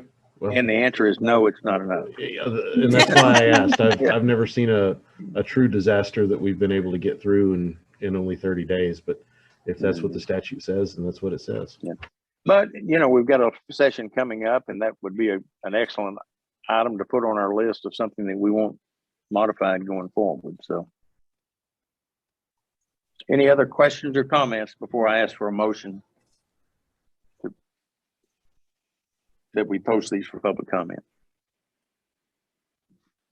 Motion? So moved. Darren Black. Darren Black moves that all items listed under item 11 for 365 be posted in the Texas Register for a period of 30 days as required by law. Second. Is there a second? Second. Mr. Rice seconds. All those in favor signify by saying aye. Aye. Any opposed? Okay. Thank you, Lynn, and thank you for the work that you did on this. This has been a monumental task, and she's not done yet. So many, you might remember Mr. Black and Mr. Rice and I sat with the staff and went through every one of these rules one day from start to finish as a part of our 4-year rule review. A lot of the recommended changes that we had suggested in that meeting have not been reflected. We're trying to comply with 366 first. And as we go back through these, we'll be making some additional amendments that we discussed in our rule review. So anyway, thanks, Lynn. And I guess the next item, you and I talked about this a little bit. Where are you going to start next? Obviously, we're going to press forward on the rule review that you just referred to, and we're not going to just limit ourselves to 365. We're going to push across the spectrum of all the rules. So I anticipate that we're going to move on to 361 and proceed through the rules orderly. Good. And we've gone through this. Lynn and I did yesterday, and Ames was in the meeting that we had with Darren and Tommy, and we've got some really good notes of that meeting. So, and those are available to Lynn, and she's got them. So that's what will be coming next. So thanks, Lynn, for what you've done as well as what you're about to do. Some of you may not know that she's fixing to leave for Hawaii. I have my daughter's high school graduation first, and then I'm going to the airport. See what a pleasure it is to work for the plumbing board. We hope you have a really good time, and that's why we put the rules up front so Lynn can get out of here a little bit early to prepare for her daughter's graduation tonight, as well as for her trip tomorrow. So thanks so much for what you did. I hope you enjoy your time off, and keep your cell phone with you, and maybe take the rules with you, because I might have some questions. Light reading. Some light reading. You're not going to be on the beach the whole time. You're going to need something to do. So, but really, we hope you have a great time, and thanks a lot for your help. Thank you so much. Okay, this is the report that I've been waiting to hear for 18 months. And I want to turn it over to Lisa. Well, Lisa, let's give your report. I mean, are you able to hear me? My show to be unmuted. Is it sounded okay? It was. Yep. Thank you, sir. And I want to add one thing to Lynn before she runs off on that dream vacation. When we hired her and drug her over here and said this is a great place to work, I had high expectations and she's exceeded them. And it's just a really great partnership to be able to work with her. So, and we do have a whole lot more to do. So rest up. All right. And I have a couple of other personnel matters I wanted to bring up. Those of you that have had the pleasure of meeting Ames, Ames is leaving us. And it's a pretty big deal of why he's not leaving, because he wants to, well, sort of, I guess, but he does like it here and we're going to miss him, but he's got a good reason for leaving, because he got a tremendous scholarship opportunity. So we're wish him well as also. And just tell him he's going to law school. He's going to law school. One of these days he'll come back. University of Virginia Law School. And he got a very attractive scholarship. And Lisa and I share the same opinion. We have mixed emotions. We are so happy for Ames and appreciative for what he's done with us when he was here. But we're also hate to see you go, and we just couldn't be happier. I feel like my own son. Yeah, we got to cut the cord and let him go. Yeah. Anyway, we're real proud of you. We're going to miss you, and we'll expect you to see you again from time to time. So. But as people leave, we've also got exciting news that we've reeled Neil Fraley back in. And Neil's he's not here today, but because he's working on a big pile of stuff I gave him to work on yesterday. So he's going to help us get the Waco Center up and running, which we're really excited about. He's also helping me finish up some details for the inspector exam. And so it's coming together. It's very exciting. And we're going to try to keep Neil with us for as long as we can. We do have a recent opening for an additional field investigator, and that's on our website. Anyone that happens to be interested or know of someone, another exam position, and a couple of other exciting positions, and they're all posted on our website. So tell your friends. It's a great place to work. Get to take a trip to Hawaii after 2 months. It's free parking. That was we had to kind of make that deal on like two weeks, but there's free parking. It's a great place. You don't have to walk far. Barbecue, yeah, and great board, full board. So we're on top of it. Also, staff has been busy, and recently two of our staff members, our junior purchaser and our previous purchaser from back when, attended Senator West's Hub Expo that they had in Irving. And so they were able to interact and meet with some of the Hub vendors, the historically underutilized businesses that we're able to do some purchasing with. So that was a good network and connection. And so we're excited. I've tried to have someone go for years, and I finally had enough people that I could turn loose of the purchaser that we've designated for that job. So that was a great thing. And I want to mention too about the reciprocity Ames and Lynn have put some additional feelers out on reciprocity license. And we've got a little bit of feedback, and we're going to be sending out some more items. I think we're going to send out some blast type items, since Ames won't be here to monitor every email. But Oregon, New Mexico, Arkansas is excited. So we got a lot of work to do on it, but it's coming together. And let's see. Also, I put the current statistics on the licenses in your board documents, and you'll see that chart. It's going to continue to go up, I'm sure. Have no doubt about it.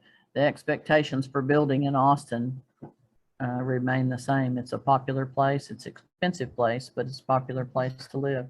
And we've got a lot going on, and it's true all the way across the state for us. And then, Mr. Denton, I'm going to make all your dreams come true. I got something important to tell.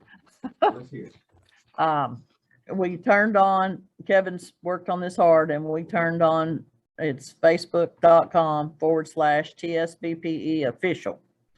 Now, it's as a one-way Facebook, okay? So you can send us things, and we can handle them as we can. It's not going to be a constantly monitored back and forth. But for instance, the things that we have on our website, we can also put those out there as well, and they can click on them and see them. And so maybe we get two different groups, the group that's more inclined to use Facebook and the group that also actually individually comes to our website. So it's an additional outreach, and it's up and running. And so voila. Thank you, Lisa. It hadn't taken but 18 months for you to do that, and I'm really thrilled to death. I went kicking and screaming, but I got it done. But you know, and the reason we laugh about this, Lisa and I joke about it all the time. We actually, in order to have an interactive Facebook page is going to require more personnel and time than we have ever even dreamed of having. But we are really excited about this because it is a way that we can push out information, additional information to people that might not regularly check our website, may not even read their emails, but everybody is on social media. So I don't have it here in front of me again. What are you supposed to do? You're supposed to join it, or you Follow. You follow. Okay. Yeah.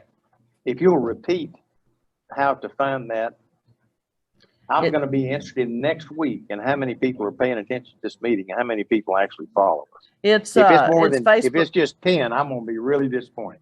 Well, if it's 10, I'll be sure and tell you it's only 10. No, I'm sure.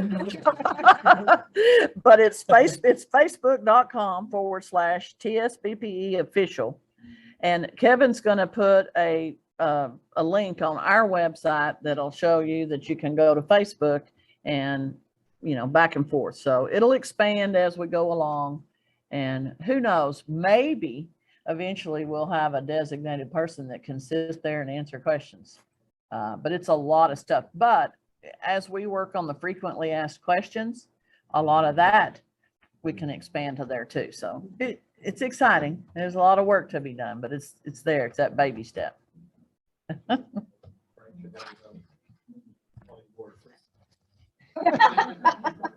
I guess that I'm going to have a Facebook account now that I've been talking about. That is genius. We already have a follower, right? We have two now. Two. Oh, See there? all right. And so for the other really big news that I want to make sure I share with everyone here today is this week, I had hoped to have, I said that it was going to be on my birthday, but it was close to my birthday anyway. We made it within a few days. We had our first test taker on the computer-based testing. And so far we've had 7 as of just a little bit ago, I believe, have completed. And we have their photos and so a little bit of information about each one of them so far. I think there's 3 or 4. We've put them up on our website, but we're going to continue to put people up as they are comfortable with that. But it's really exciting. The majority of them I've talked to the first 5, and they finished it. Some finished it in an hour.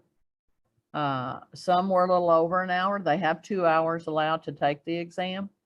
They have all passed it, and at varying degrees from 73 to 89. So, you know, it just depends. And I've heard, I wish I'd have studied more because I wanted to make 100. I might have gotten a hurry, but I passed. So I've heard of everything. But it's really interesting to see it all come to life. And I told Mr. Denton the day that we finally got it turned on, I said, I'm going to exhale on Monday when I see that result file come back in here and it pops up so I can see it inside our system. So it occurred. And I know there's going to be some more little kinks here and there that we've got to work out, but it's up and running.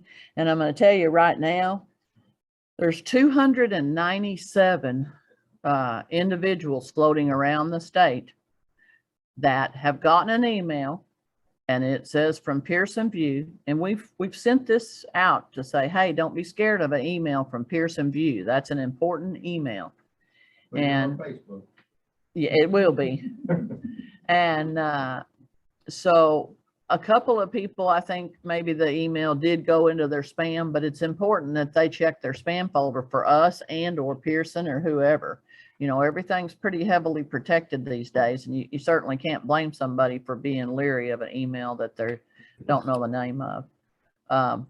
But anyway, there's 297 out there that are actually able to schedule. And as of the report we looked at last night, there's 94 that have scheduled.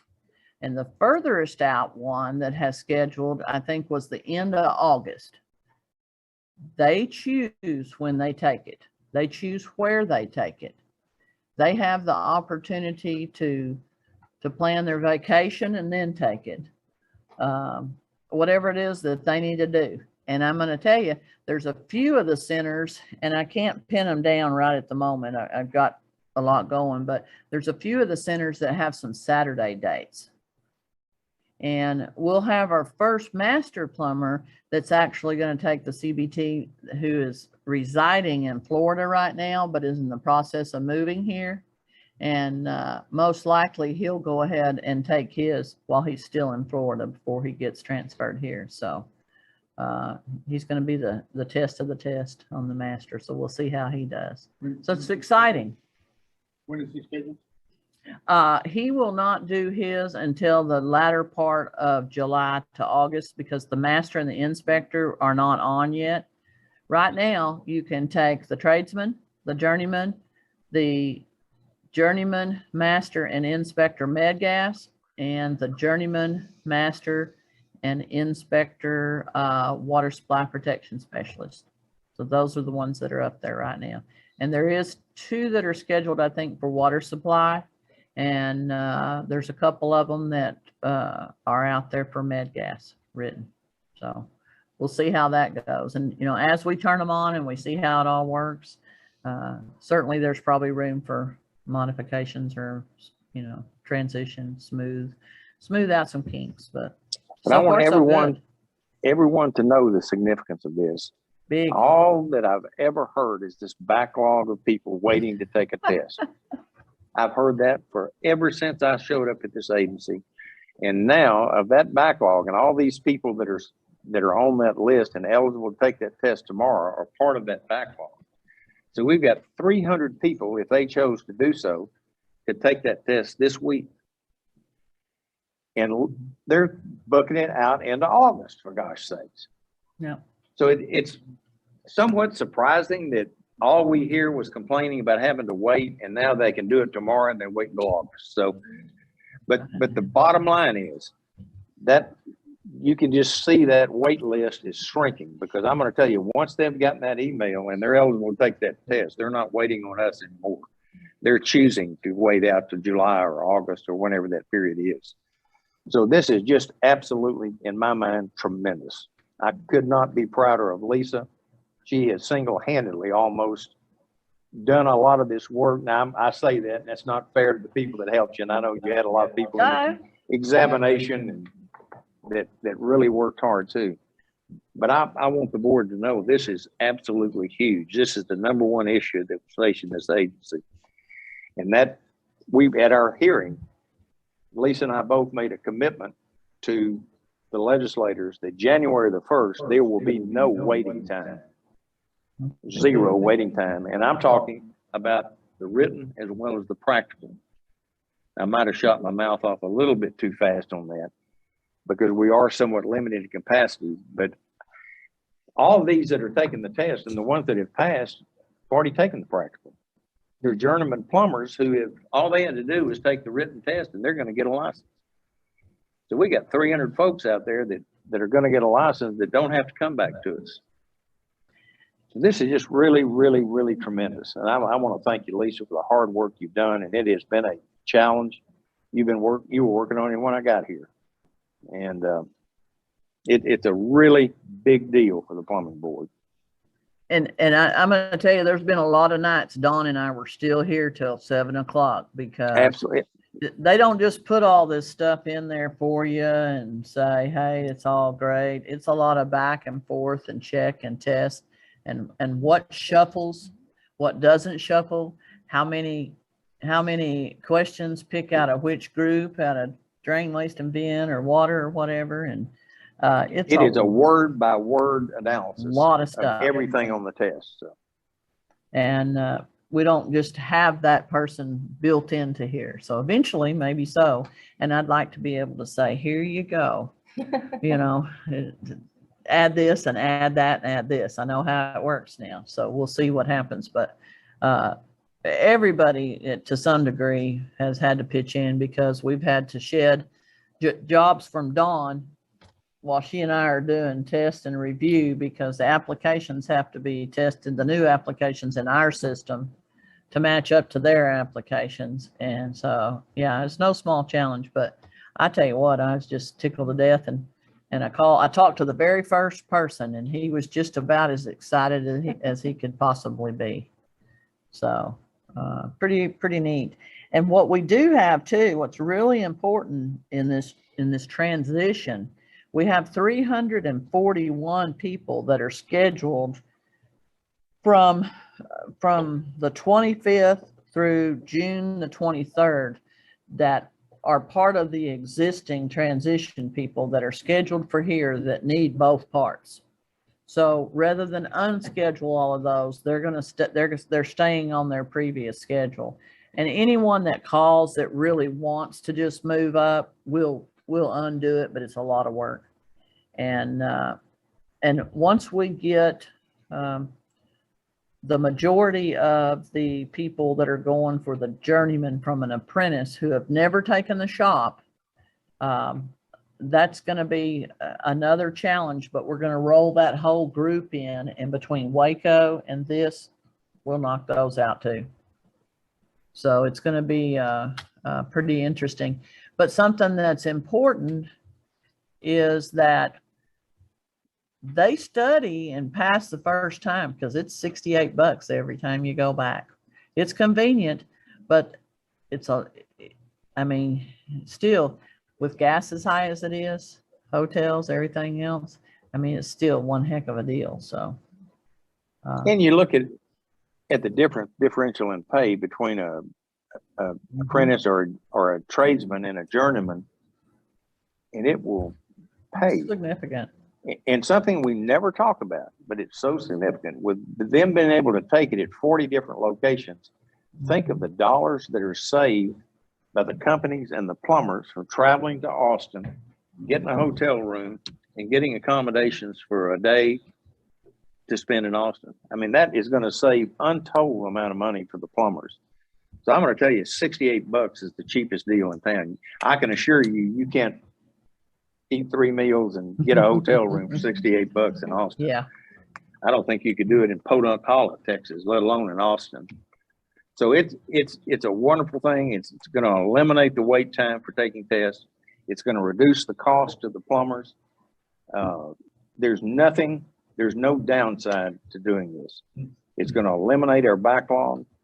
And the way this is going to, and I have a question for you, and you and I have already talked about this, Lisa, but you might share let's say that I'm just deciding that I'm ready to take the journeyman exam. How do you handle these people that are come to you today or tomorrow?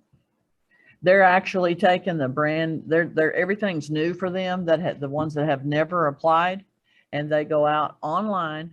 They do the application. The application tells them everything that they need.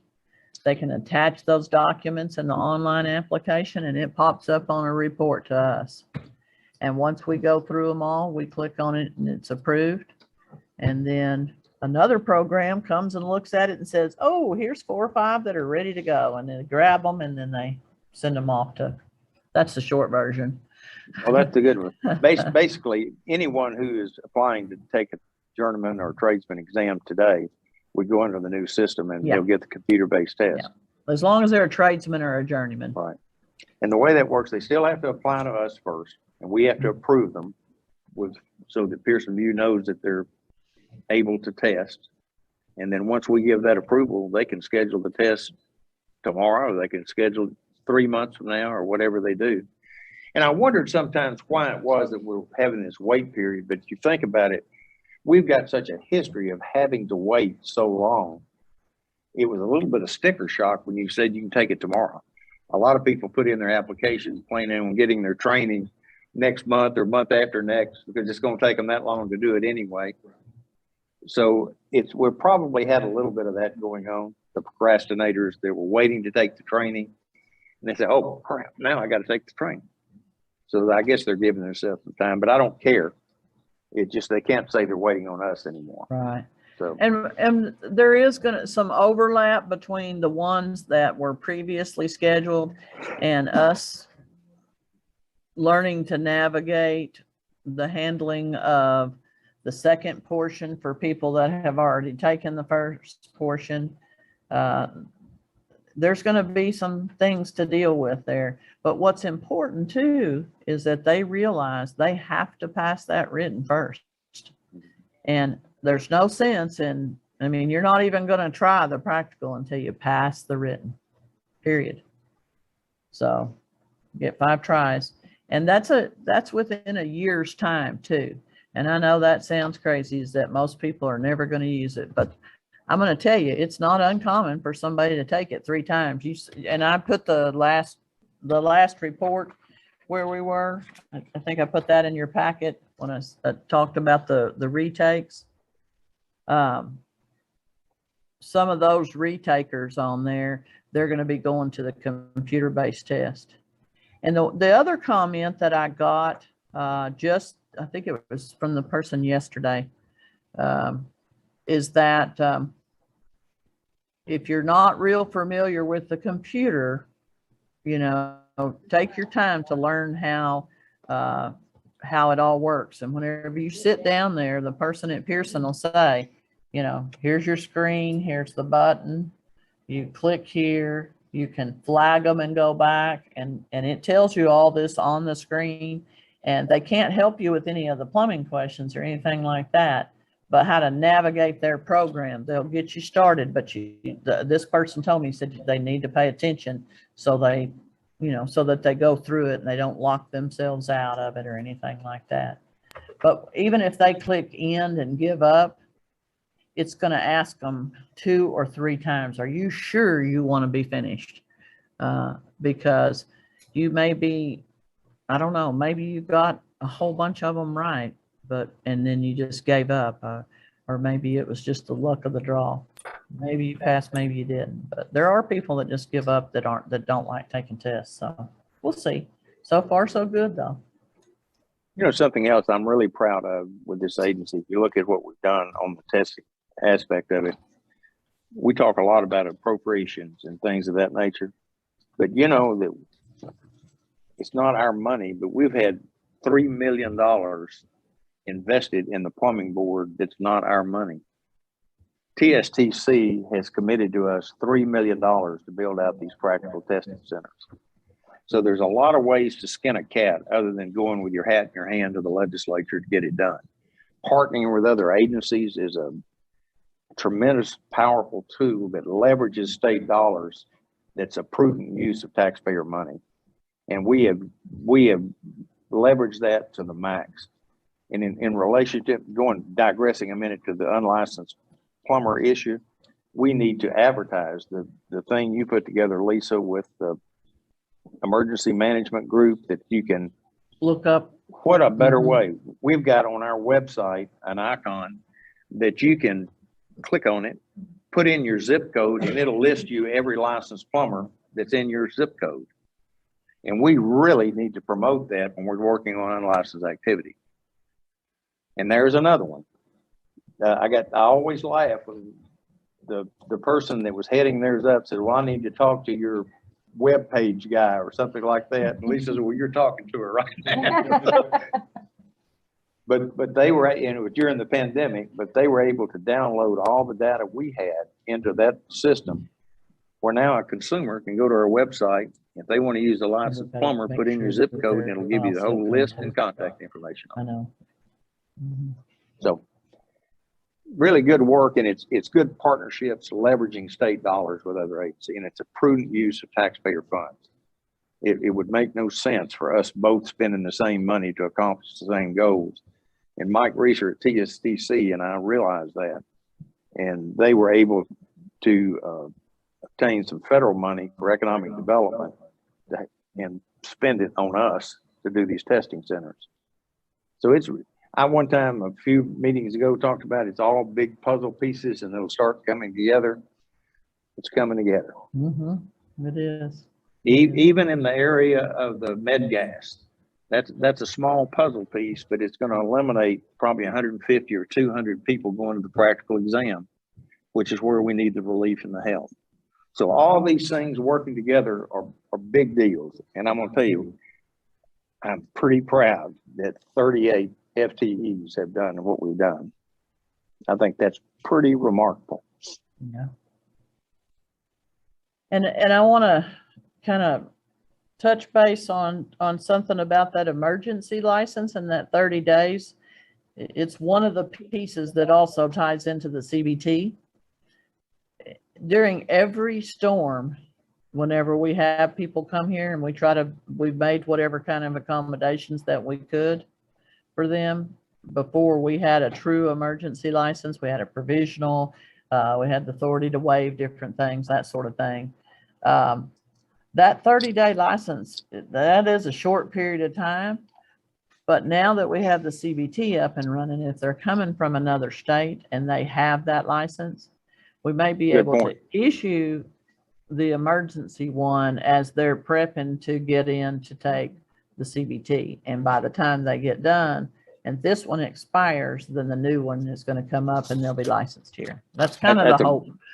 That's a great point. That's a great point, because that was the problem. You couldn't get your license within the 30-day period. But with CBT, that's probably not going to be an issue. So. Yeah.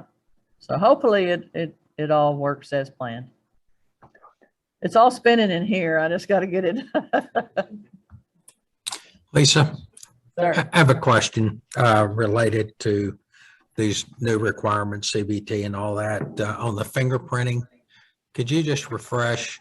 Anybody applying for any license right now must fingerprint, am I correct? Yes, sir. Okay, when does it kick in for renewals? Right now, and let me do two parts to that, because I did want to talk about fingerprints again, because this is very, very important.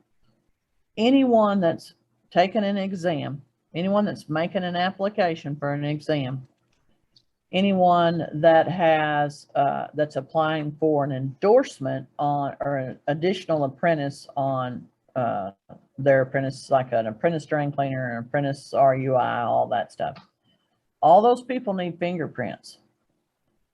And in relationship to the CBT is right now, you can go look on the website and you can see your training. You can see your continuing education. You can see if you've finished your fingerprints. You can see if your license is current.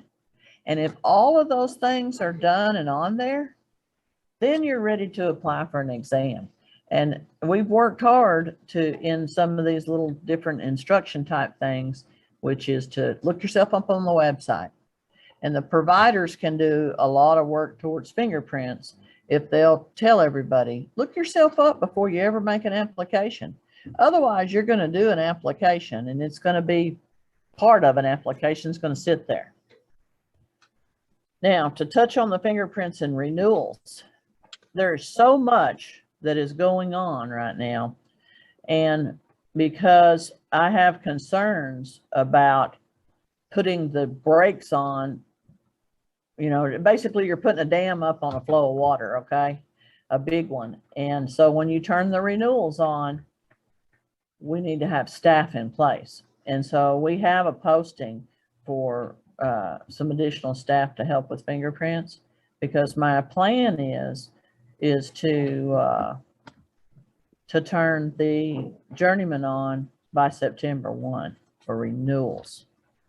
But I feel like they've done such a good job. We may, depending upon staffing, we may push that out even a little bit further, because our goal is to 2025. But your journeyman is your largest population, and they have done such a good job on just going ahead and getting it done. So at some point, we're going to look at the number of journeymen that do not have that little notation, and we'll be able to determine, are we ready to turn this on? Do we have the staff to process it? Bear in mind, all the tradesmen are done, renewal and new. The inspectors are all done on renewal and new. A whole lot of your RUIs and drain cleaners have done them. So there's a pretty large population. And then your masters, of course, a lot of them have jumped in too, but it'll be the same thing. We'll probably turn the journeyman on, and then we'll turn the masters on renewal. And that was one of my points to bring up. I think more of a reminder to the people in here and the public that go ahead and get it done. Go ahead and get it done and make it, I just want to make clear, you get it done even though you're not requiring it. It goes on your record, correct? And technically it is required. It is required. It's just, we have the leeway to roll this in to meet the overall goal, which is the 2025. So anybody that's already done it, hooray. That's one less thing that we need to deal with. But yeah, it's coming full blast pretty soon. Lisa and I had a funny occurrence happen to us last month. One Saturday, Lisa was up here, and she, as she so many times does, she goes through the emails that come in complaining and things like that. And some gentleman had complained about having to travel 40 miles to get his fingerprints done when he said, I got a police station across the street over here. So anyway, he went on in this email and he sent it in like at 10 o'clock in the morning on a Saturday morning. Lisa called me that Saturday morning, and I called him back at 10 after 10, telling him I wanted to respond to his complaint. That guy, he and I talked for 45 minutes, visited. He was a very nice old gentleman that didn't understand why he couldn't just go to any police station and get his fingerprint done. But he must think we're on top of our game if he sends something in on a Saturday morning. And the chairman called him back in 10 minutes.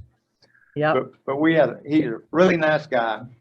And I think he understood why we use the group we use, and we can't just randomly use anybody for fingerprints. But it was kind of funny. He was so shocked when he answered the telephone. And he went and got his fingerprints that very next week. And then I think Ames processed them like the next Monday or something. It just all worked. Thank goodness. I'm so thankful. So many times with the older gentlemen, their fingerprints are gone. And so many times, Lisa and I were just holding our breath. I know. We hope we didn't make him drive another 50 miles to go take it again, because I've got to call and tell him. So, yeah. But fortunately, she checked and it went through. But I think that level of customer service is what we need to strive for in everything that we do. I know that was anecdotal and it doesn't happen all the time, although I do call a lot of people that complain about various things. And Lisa's real good to give me the information. Either she'll call them or somebody will call them. But it's that level of service that we need to strive for, so that we're we're known for our reputation for customer service. And that's what I really want to do this year, is just really work hard on trying to do that. But we had to get these other big ticket items out of the way first before we can hone in on the emails and the phone calls and things like that. So we can't do it all at once. We just don't have the staff or the resources to do it. And you had to prioritize. And the number one priority is the wait time on the test. That's coming together. Now we can move to other elements. So. And I want to talk about customer service and patience. The CPE providers are kind of an integral part of that communication back and forth to the plumbers. And they've been having to do a little extra work lately too, because we've had another side of our training upload program that broke. This is on the old program, but we actually have a new vendor that's going to make that repair this next week. So don't despair. I know, Johnny, don't despair. Hopefully they'll start uploading again in another couple of weeks. So we're having to manually enter those, and that broke to where we had to manually enter their classes in order to make them work with the exam application. So that was like a double whammy on top of us, all at the same time. So they've been really good about self-checking, you know, and then telling us if somebody isn't in there. And providers have done a good job on sending us name changes. We've found some real Lulus, for lack of a better term, but some things where their names needed to change so that whenever they got to take that CBT test, it was the right person. So we've done, everybody's been kind of working together, and it's getting there, but I mean, we still got a little mountain to climb. And my last thing, just so you'll know, 38 Facebook followers. 42 now. 40, look at there. See there? I told you. All right, so it's over 10. I'm gonna tell you. Other 4 people join on. I'm gonna start a pool, and we're gonna see who can get closer by the 1st of July, how many followers we got. So I wonder what made those other 4 people join. Yeah. And if there's anything else anyone would like for me to answer, I will try to. If not, I'll be quiet and let Steve talk. Any questions for Lisa? Lisa, I got a question.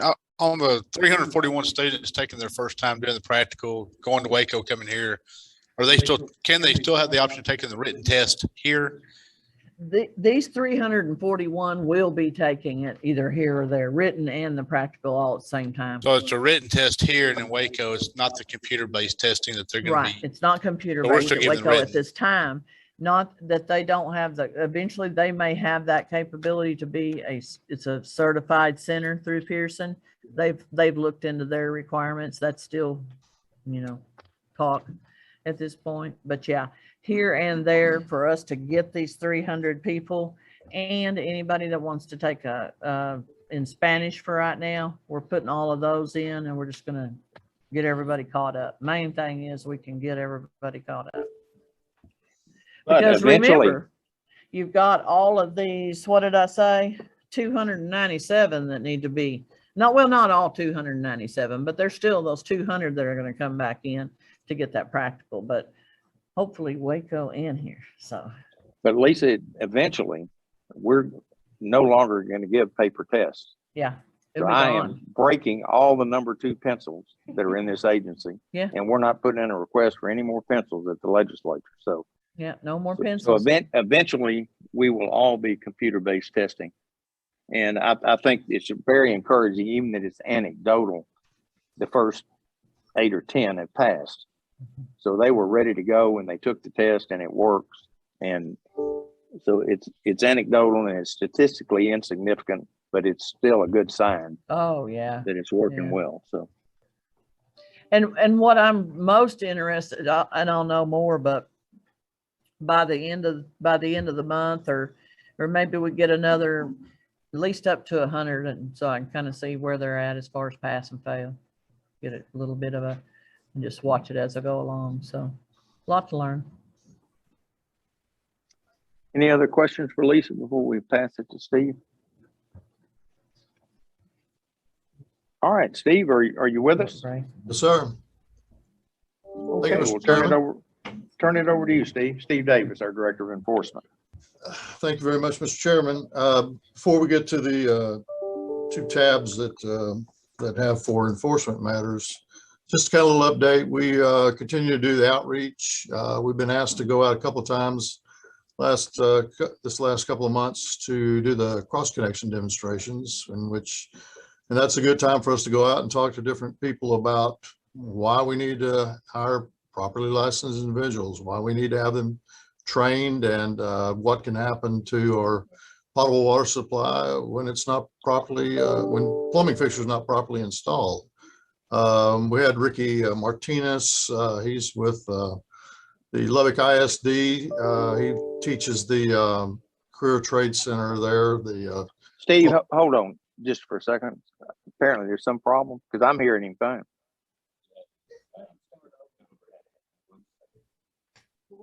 What's that?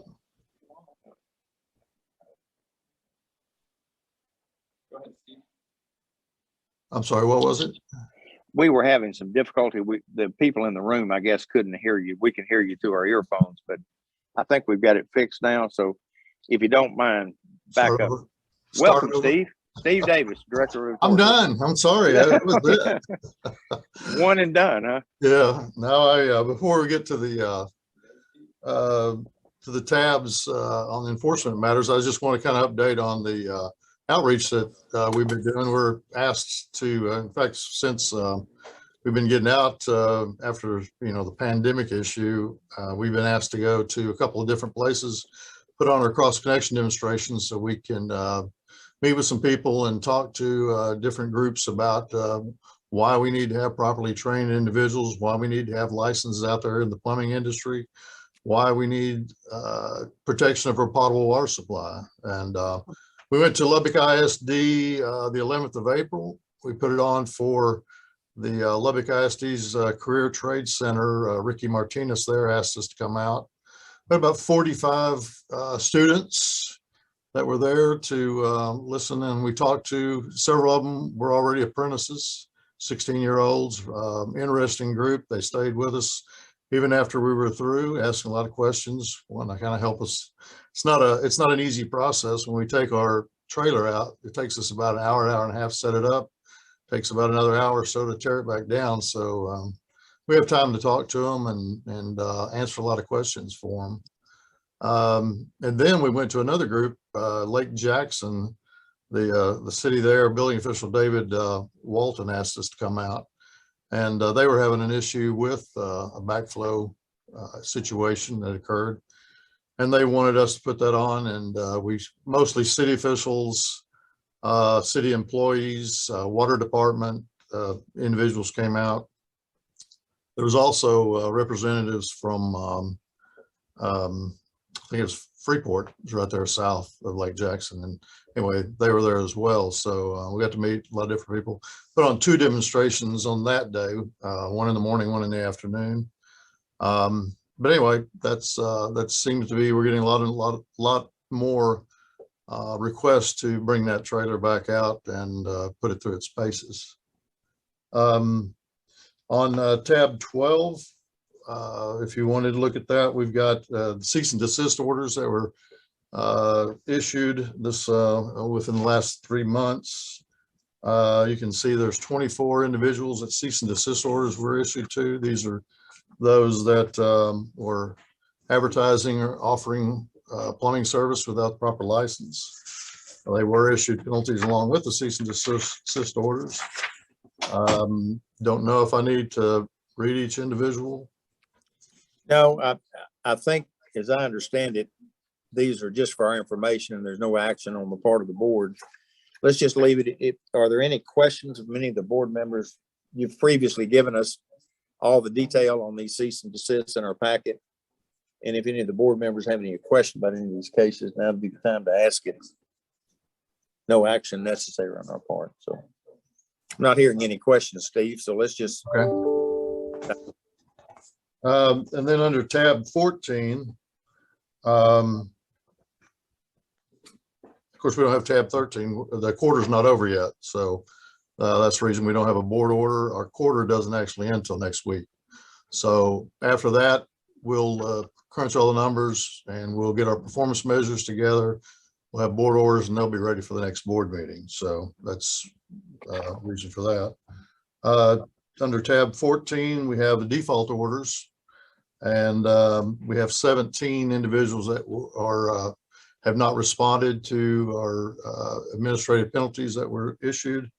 And again, we have that list, and this one will require signature from the board.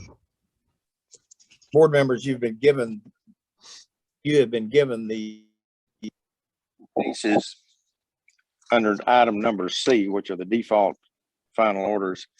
If there are no questions concerning any of these cases, it would be in order for a motion to be in order to approve these default final orders and authorizing the chair to sign the document.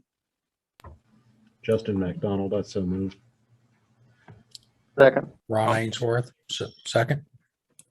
All those in favor signify by saying aye. Aye. Aye. Let the record reflect that the chair is going to abstain on number 5, Don Englishby, but vote in favor of the remainder of the default orders. Okay. Steve, what else you got? Just to let you know, if you ever thought about it, you do have a good radio voice. So if you ever thought Oh, about well, thank you very much. I appreciate it. Yeah. That was surprising. And I guess that radio show must be syndicated and it's played in different parts of the states, I suppose. So, well, I was in the truck with my brother, and he had that radio on, kind of turned low. We were talking, and I heard this voice, and I thought, oh my God, I can't even go to visit my mom without getting away from that voice. But anyway, it was turned it up, listen. We got the kind of the last portion of it, great information, and I got to kind of introduce you to my brother, so to speak. And yeah, it was very informative. I was really impressed. well, thank you, Steve, and thank you for the work you did. I will say that of the 100% of the cease and desist orders have to do with unlicensed or improper license activity. And my guess is, and I haven't gone through each one of them, but the defaults, probably a large percentage of those have to do either with unlicensed or improper licenses also. So I think enforcement is doing, to the extent that they have the resources to do it, are doing a pretty good job for it. So we just got to do other things other than resources. Not going to, enforcement's not going to solve it. Mr. Ainsworth? Quick question on that, and Steve, glad to see you there. All right, these final default orders, I think you said these are people that haven't responded. Correct. Correct? Right, correct. Okay, so if they don't respond, you get this order, does that, do they have a warrant if they're stopped by a traffic officer? Well, the next process would be issuing the warrant holds, and of course we have to have legal to get that taken care of for us. But I don't believe that a traffic citation would do that. Now, what I have had come up is I've had a respondent call me saying he was wanting to buy some land from, I guess, a VA loan. And they told him, sorry, but can't do it. You got to talk to the plumbing board first. So he asked me what he needed to do. And I said, well, you need to write me a check.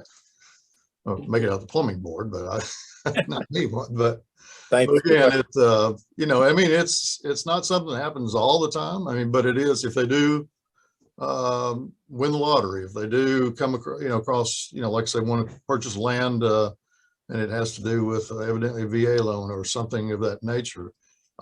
There's some blockades there, and they're going to have to take care of the plumbing board before they're cleared and able to go about and do what they need to do. Anything else, Steve? Thank you. It's 20 after. Let's take a 5-minute break, and after that break, we'll move to public comment. So it's 1:20. We'll be back here at 1:25.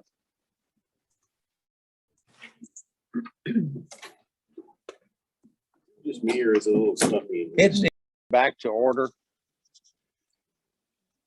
And we are down to item number 15, which is our public comment. And I believe what I'd like to do, Kevin, if I could, let's get public comments from the people that are here present first. And then if there are questions, Unmute. if there are questions from those who are attending virtually, we'll handle those second. So anyone here that would like to make a public comment? Ron Lord first. Hi,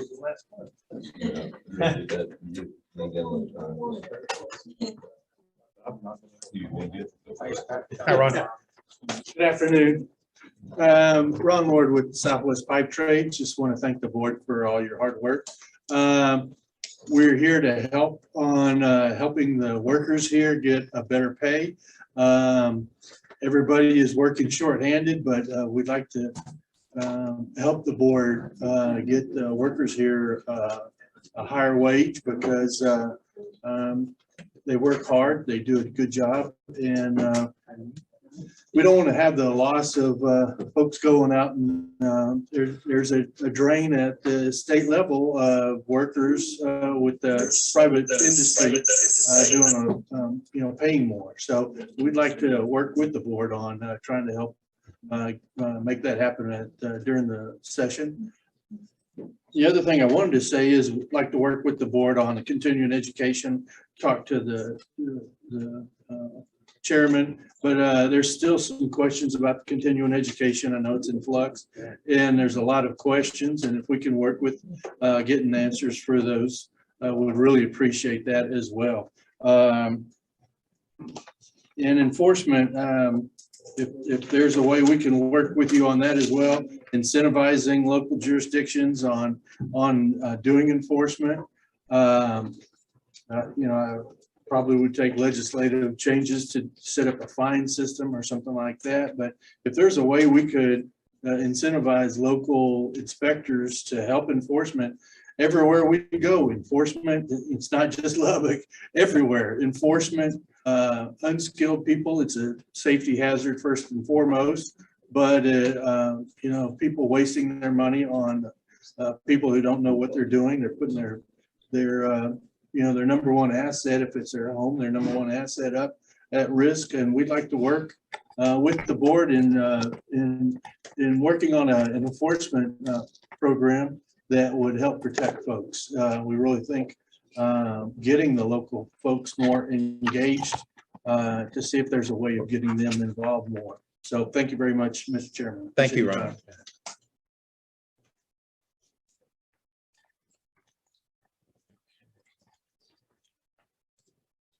Who we got? And up next is John Mata. Thanks for helping for lunch. No problem, Mr. Chairman. Thank you, board members. My name is John Mata, Director of Field Services for International Association of Plumbing and Mechanical Officials, also known as IAPMO. I just wanted to talk a little bit about what you brought up. I think it was item 7 about the unlicensed and getting the word out. I also represent 71K, the Plum Strong group, the social media group. We'd like to offer our service, our site, if we could work with the board on developing a message.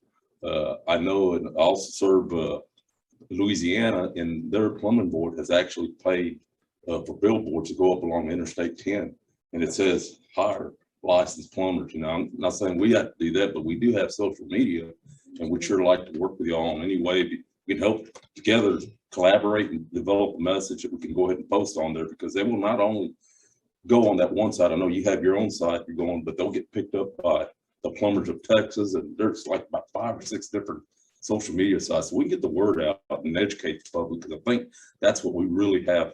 The biggest thing is, just like I said, public education and getting them. We really need to really get that message out and make people know that, plumbing's essential. Thank you. Thank you, Mr. Martin. And Diane Villarreal.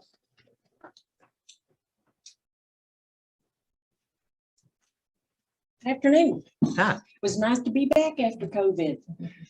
Actually get to see you instead of looking at my screen. I'm here to represent, my name's Diane Villarreal, excuse me. with AACES. We're one of the providers for continuing education, the required courses for the board. And I also represent 71K Plum Strong, and I'm gonna, again, back John there, we have posted, your likes may be from our posting on 71K Plum Strong. We've put that up, and we have also posted, let's see, it's everything you want to know about the CBT. We want to get that out there. We're really proud of that. Again, to just reiterate what John said, we're here to service our industry and service our board and our agency as well. And if anything that you feel like we can help with the posting, we want to be there for you. Because ultimately we're in the same job and with the same industry, and we want the same outcome. We want to keep our agency and keep it strong.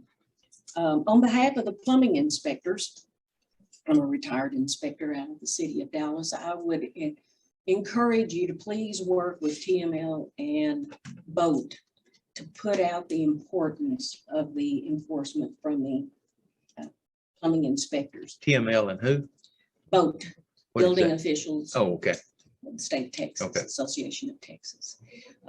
Those are our building officials, and we need to get that. We need to get their backing to help us include enforcement and understand enforcement. The laws and the rules say that we are to enforce the rules and the laws, but there's very different degrees of enforcement. I always embraced enforcement as education. And that's what, when I was in the field, is what I tried to do. And of course, checking licenses is extremely important. As you said, Ms. Yada, is if they're on the job site. But we would, as inspectors, we would definitely need the support of our building officials. And lastly, I'm going to take claim to the number 2 young man that passed the CBT. I got a phone call as he was going out the door with I can't even explain to you the excitement that he had. He was absolutely thrilled, and all he could say was, how do I get to the practical? How do I get to the practical? And he was excited, and I think it's one of the best things that we've had. I applaud all of y'all. You worked so hard, Lisa, everyone, and all the ideas that you come up with. And they are excited, and I hope that we do not have them waiting till August. I hope they go immediately. Okay. Thank you again for all your work. We're here to support you and get us to that inline, which is total and absolute success, and we're totally on the way. Thank you again. Thanks, Ms. Villarreal. And wasn't it cool that he was able to call right as he was walking out because he already knew the result? Yeah, and he knew the result. That's right. How do I get, and I'm not kidding. How do I get to the practical? Kevin, anyone else present? No one else in the room. Anyone else have any public comment? Anyone that's online? Yeah, we do have a few online. The first, it looks like it's going to be Mary Con.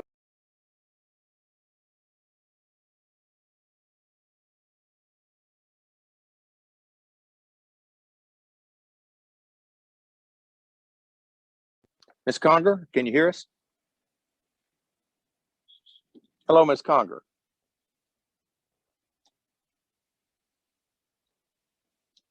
I was told that I was muted. Is it possible that you are too? She's got a note on her computer saying that she's being promoted right now. Tell her that. She's being what? Promoted to panelist in order to speak. Oh, okay. Congratulations, you're being promoted to panelist in order to be able to speak. I would give a little bit longer speech, but I'm not exactly sure I know what that means to be promoted to panelist. So Let's go with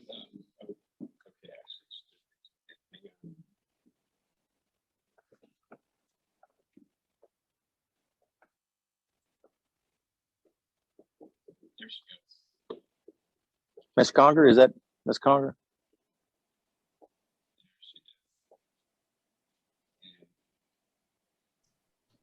Hi, everyone. I actually have Hi. laryngitis. I just wanted to say that this is a very exciting time And from my heart to yours, thank you, Lisa, for working so diligently on this. And again, I apologize. I do have laryngitis, and so I'm not able to be there. But thank you, board, for your hard work as well. This is a huge position to be in. Just think where we came from the last 3 years, 4 years to today. Thank you so much. I appreciate it. And I won't torture you anymore with my voice. Well, I think, Ms. Conger, I believe that a certificate goes along with that promotion and it's in the mail. So I'll look thank you, Ms. forward to Conger. it. Thank you. Kevin, we have another one. Yes, up next is Kelly Sadler. Ms. Sadler, you're about to be promoted too, I believe.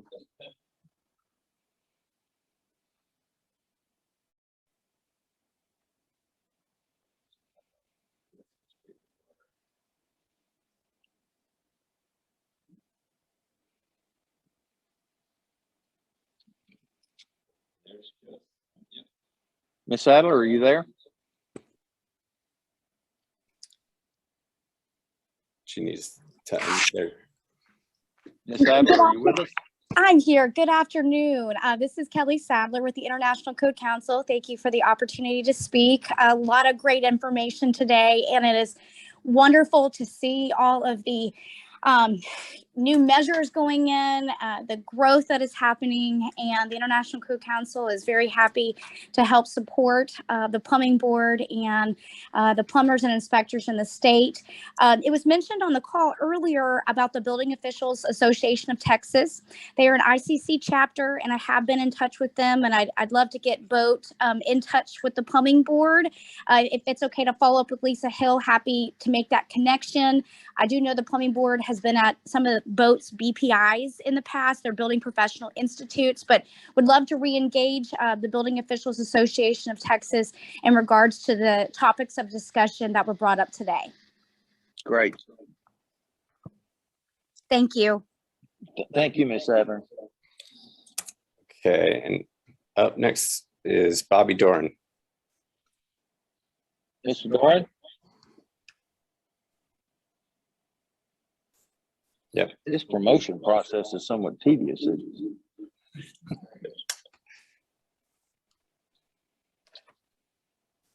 He's there.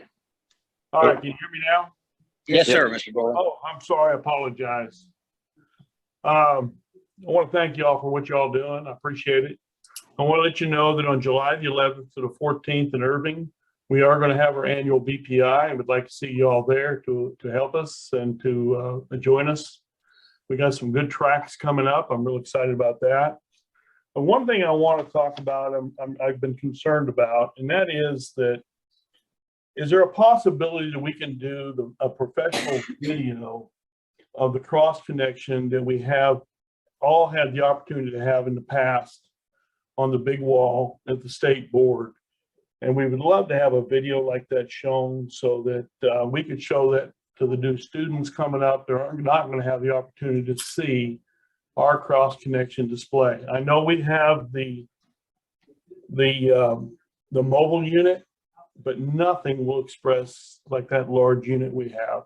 And I would sure love to have something like that for us to put in our Facebook pages and to show exactly why we do what we do in this industry. You know, I've been a provider of education since 2000. I've been in education with Teaks Division since 1994. And I'm very proud of what we do. And I'm really proud of what you guys are doing for us. Thank you. Thank you, Mr. Dorner. Appreciate your comment. Yeah, it's a unmute, Trent. Thank you, Mr. Doran. We appreciate your comments. Kevin, who we have next? Okay. Anyone else in the room have any comment? We have on our agenda now a closed meeting of the board, and it's about 1:42 on May the 24th. And at this time, the State Board of Plumbing Examiners will go into closed session concerning Government Code Section 551.074 to discuss personnel matters under agenda item number 16. I believe the instructions say for everyone to leave the room, but I think it'll be easier for everyone, if you want to stick around, and the board members will adjourn into the conference room here, and we'll have our discussion. I don't anticipate it being very long. And we also have another public session, public comment section. If you think of something that you didn't say this time, we're going to open it for public comments just for a moment when we come back. But it will conclude our business after our executive session. So if you will, let's have the board members recess into the boardroom. Minute till 2 o'clock on May the 24th, and the board is back in open session. Just to inform the public that no decisions were made or votes taken in executive session. Is there a motion as a result of our discussion in executive session concerning the executive director's pay? Mr. Chairman? Yes, sir, Mr. McDonald. Turn on the camera. Hopefully you can see and hear me. My Zoom keeps crashing on this computer. I think it's back. Yeah, you're good. Okay. Mr. Chairman, I'd like to make a motion to approve an increase in the executive director's compensation to $120,586 annually, effective retroactively as of September 1st, 2021. Heard the motion. Is there a second? Mr. Ainsworth seconds. Any further discussion before I call for a vote? All those in favor signify by saying aye. Aye. Any opposed? Motion carries. Okay. Last item on the agenda is one more bite out of the apple on public comment.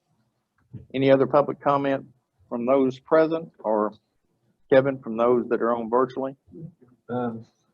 Yes, sir. One. If you will, please state your name and. Thank y'all for being here. My name is Johnny Curtin. Like I didn't know. State your name. Anyway, I am a provider and teach classes and training classes and internet classes. And I do want to thank y'all for all you do.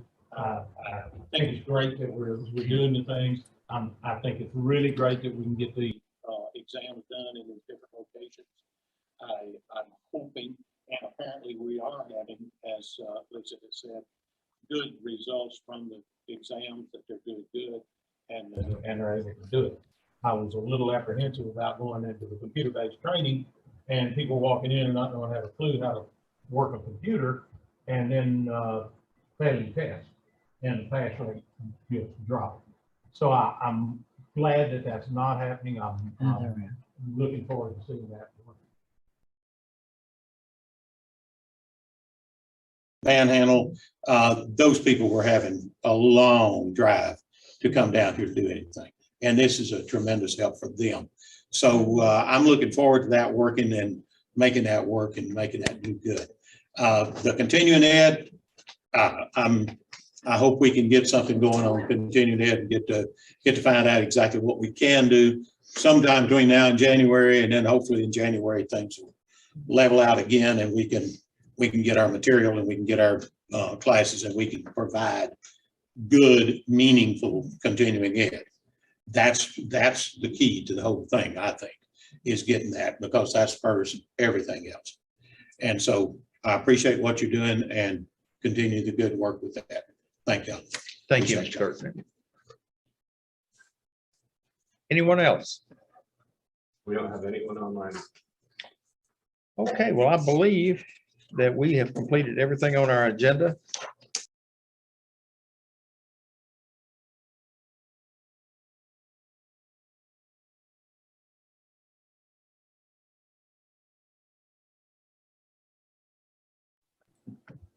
This goes back to the executive session. No vote was taken and no decision was made, but I didn't find anybody wish you couldn't have done more.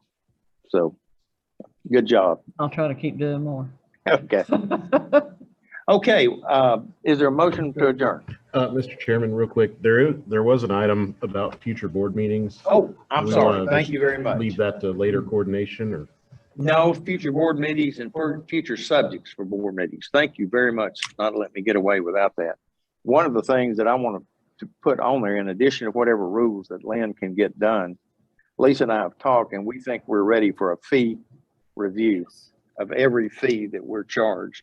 There's going to be some changes in those fees because of the shifting of the computer-based testing. So anticipate at our next meeting, we'll have a presentation and a recommendation on our fee structure on all of our fees. Can I add one thing, sir? Please.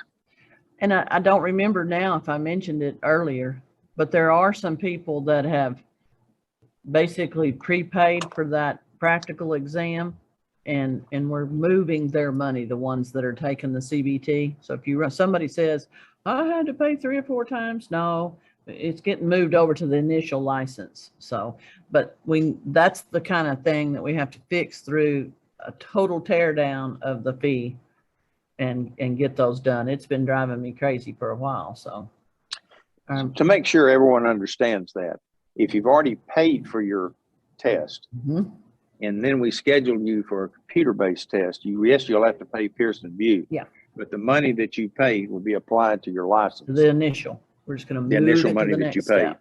So nobody is going to lose a penny. Yeah. In the process. And if they have, we'll work it out. But we're trying to watch every one of them. It's something that we got to deal with in the startup. Okay. Any other agenda items?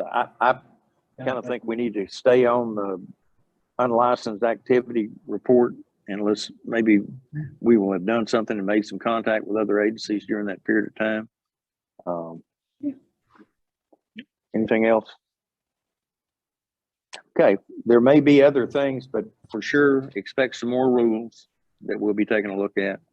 Expect a review of our fee schedule, and a further discussion of unlicensed activity. And there may be others. And if you have any further suggestions, best to send them to Lisa, and then she can cover them with me when we set the agenda. Yeah. Okay. What about our next meeting? Are we looking at July? I know there's certain people that have some vacations scheduled other than Lynn. And she'll be back then. Yeah, I know. And you're not wanting to take off, are you? Yeah, I was thinking about a whole month actually, but I guess not. You're free to think about it all you want to. Just keep on dreaming. And but I know a couple other people had things, but yeah, I think we're gonna have to push maybe towards the end of July, because we have some deadlines on some other stuff. So we need to kind of coordinate anybody that's going to be gone and how many people we're going to have. So is anyone opposed to the latter part of July? I'm out. Okay. We won't be ready till after that. So, yeah. Okay. Well, let's leave it at that. Okay. And I know it's difficult for board members not being able to peg a date right now, but like I say, this is a work in progress, and we hate to schedule a meeting and then not be able to get something done that we have to wait another 6 weeks on. So somewhere in there, and we've got that's a good idea. Let's look at the last week of July to have another board. That's going to give us time to finish up. We've got the rest of the customer service to submit, the strat plan to submit. Various other things that are all due coming the end of that quarter, and so we've got June, July, and August is the end of our whole year. So, and I'm assuming we will probably have on the agenda something about our LAR, legislative appropriation request. By then we ought to have some firm prices of different things that we're kind of planning on and stuff like that. So anticipate that being on the next meeting also. Okay, are we done? All right. Motion to adjourn? Move in a second. Okay, meeting adjourned.